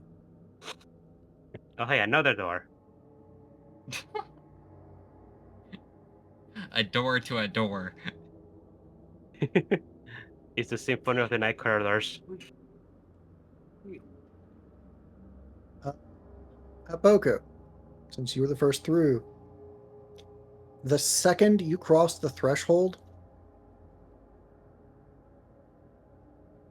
the room changes. Hmm? Before you actually stepped into the room, it was the same level of slightly ruined, slightly decayed. A lot of time has passed. As soon as you step 1 foot into the room, the tapestries on the wall immediately repair themselves.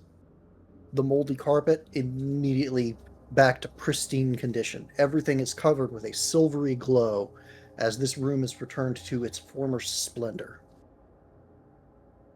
showing very, very clearly that this room belonged to someone very important and someone whose symbol or emblem was a spreading oak tree under a crescent moon,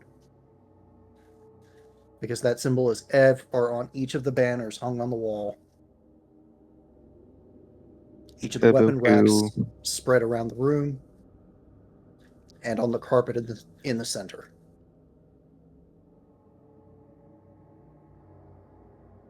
Haboku will look at all this wide-eyed before taking an instinctive step back. And it immediately reverts to its ruined state through the door. Did it change for anyone else? Or was it just Nope. for him? Just for Haboku. Ribs is gonna go, oh, did your sense go off? You alright, Haboku? Yeah, okay. Did nobody else see that? Nope. See what? Huh? It looked like the room fixed itself. Huh? Like, it didn't look ruined. Arcus is gonna step inside now. From everyone else's perspective, as soon as Arcus is no longer in the doorway, he vanishes. Arcus! Haboku's rushing in and in panic. Okay. Relax.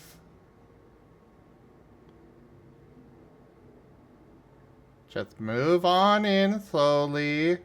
Don't bowl over him. Whatever's going on, clearly some kind of magic.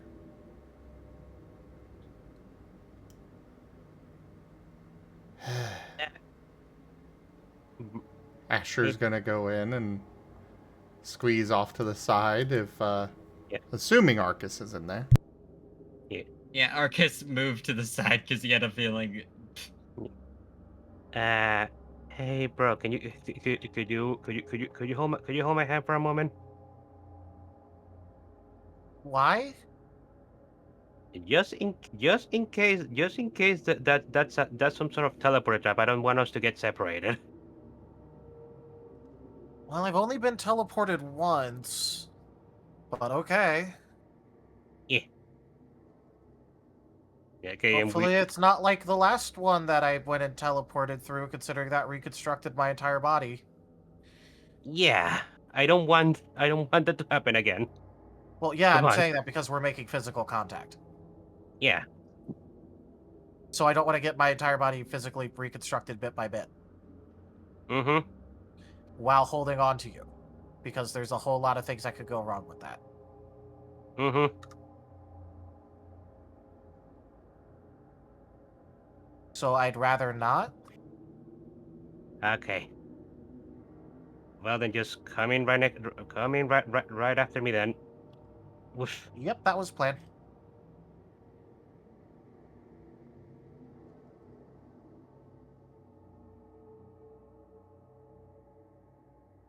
Then actually zoom in on the map and move. As each of you enters this room fully, you get a momentary sense of not quite vertigo, but something that's in the vertigo neighborhood of something just not quite aligning properly, but it passes very, very quickly.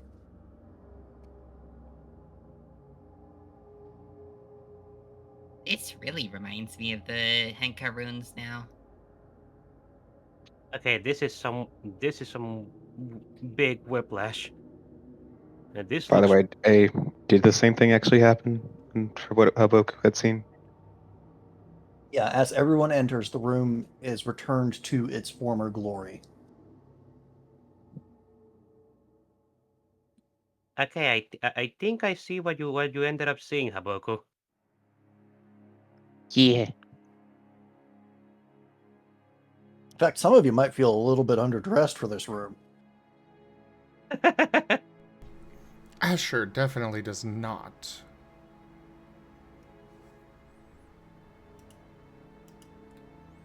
Kotora There is is so that. There is the further door, but it is marked on it with silver paint and green on a green field, similar to the rest of the hangings that are around. With Kotora. the same tree under the moon.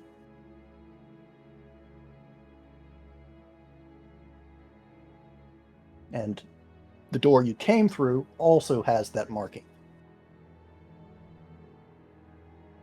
Lore check for the marking. Sure, go ahead.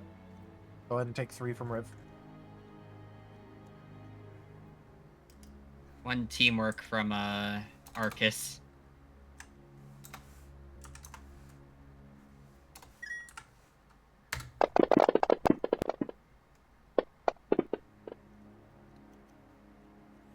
I am out of boost dice, so Yeah, I just used my last one. I can contribute 1. actually I guess I can use my EX dice.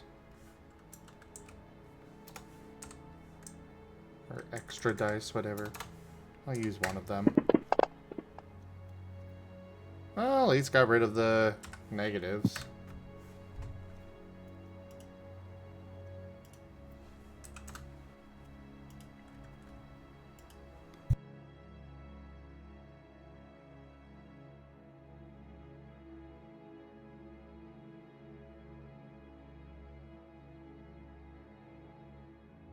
Okay. Do need to check one thing really quickly. That is that I need to double check that I'm not accidentally double naming the place.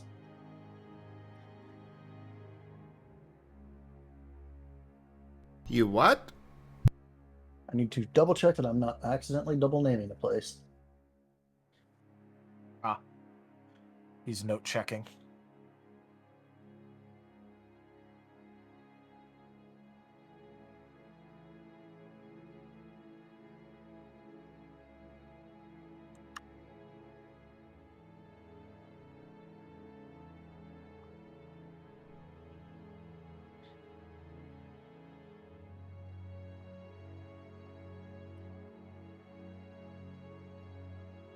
Okay. We went- Asher, Asher, you specifically know the symbol to belong to a place called Ephesus.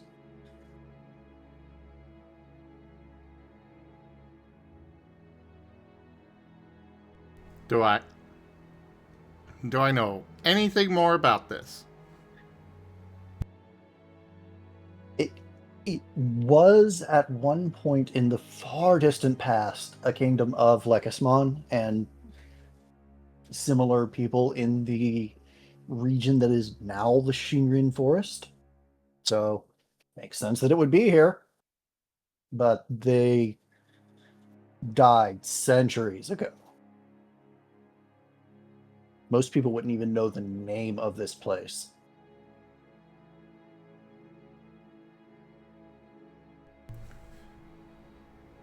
Asher's gonna take one of the banners.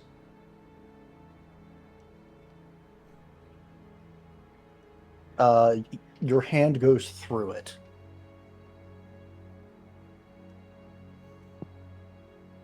Okay, but can he take it?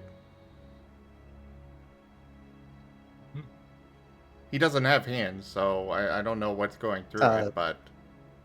His paws also go through it, or his jaw. Whatever you're attempting to take the banner with is non-interactable. The collision is set to 0. Oh, Hey, it's an illusion. A question, is there a desk, you said? Not in this room. Oh, no? Okay. What does he see when he tries to scan it?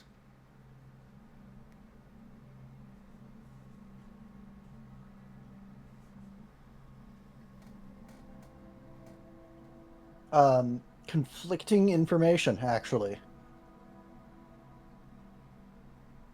You very clearly see things that are there and also things that are not there. You see some things that, like, for instance, if you look at the banner says, the banner shows clearly Ephesus, or banner of the Grand Duchy of Ephesus, but you also see ruined unknown tapestry.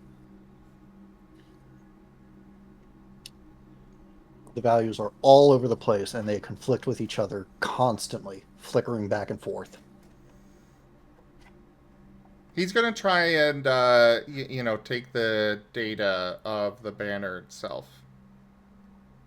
Not the ruined one.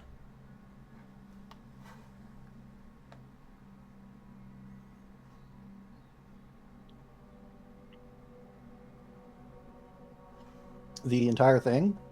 Or specific bits and pieces? Or No, just the entire thing. He wants a decoration for his room, so he's gonna try and, take it all.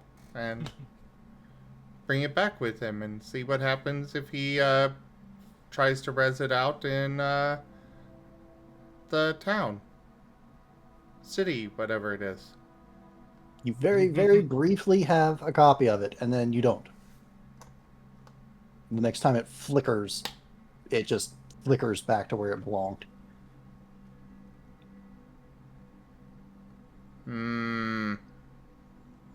that's weird.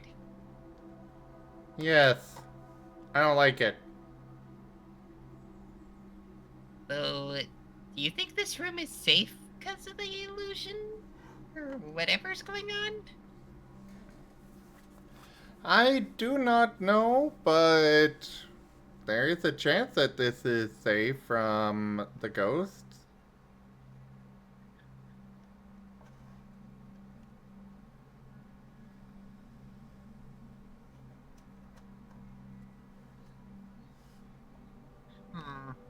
Also, FYI, we are at our end time. We are indeed at our end time.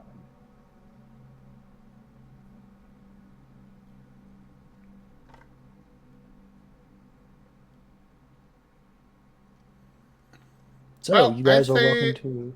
I say we take a small rest here, Because they tended to respawn after an hour, so we could take a small rest here, see if they come attack us, and at least we'll know if this is safe to sleep in later.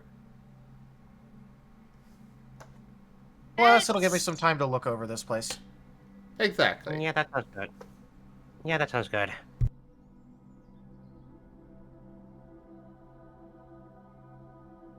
So yeah, we'll take a short rest, and I guess that's a good excuse to call it here. Yeah. Yep.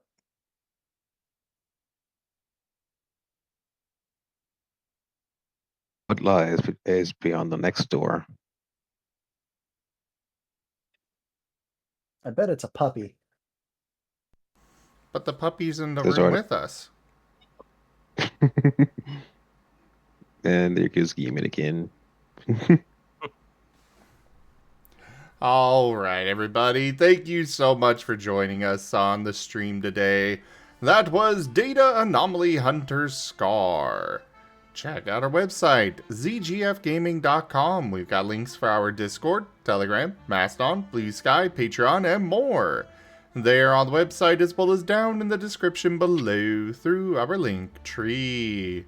Thank you to my patrons, tippers, and subscribers. It is your support that keeps this channel alive and going. I cannot do this without your guys' help and your support, so thank you.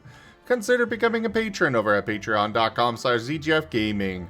It's one of the best ways to help out this channel, though you can also do so by going and checking out our Scar system and sharing your thoughts. Commissioning one of the artists that I manage for. Their details are at zgf.art, or just coming by and hanging out. But for now, thank you so much for joining, everybody, and I bid you the most fondest adieu. Bye-bye. Bye, everyone. Goodbye. Bye.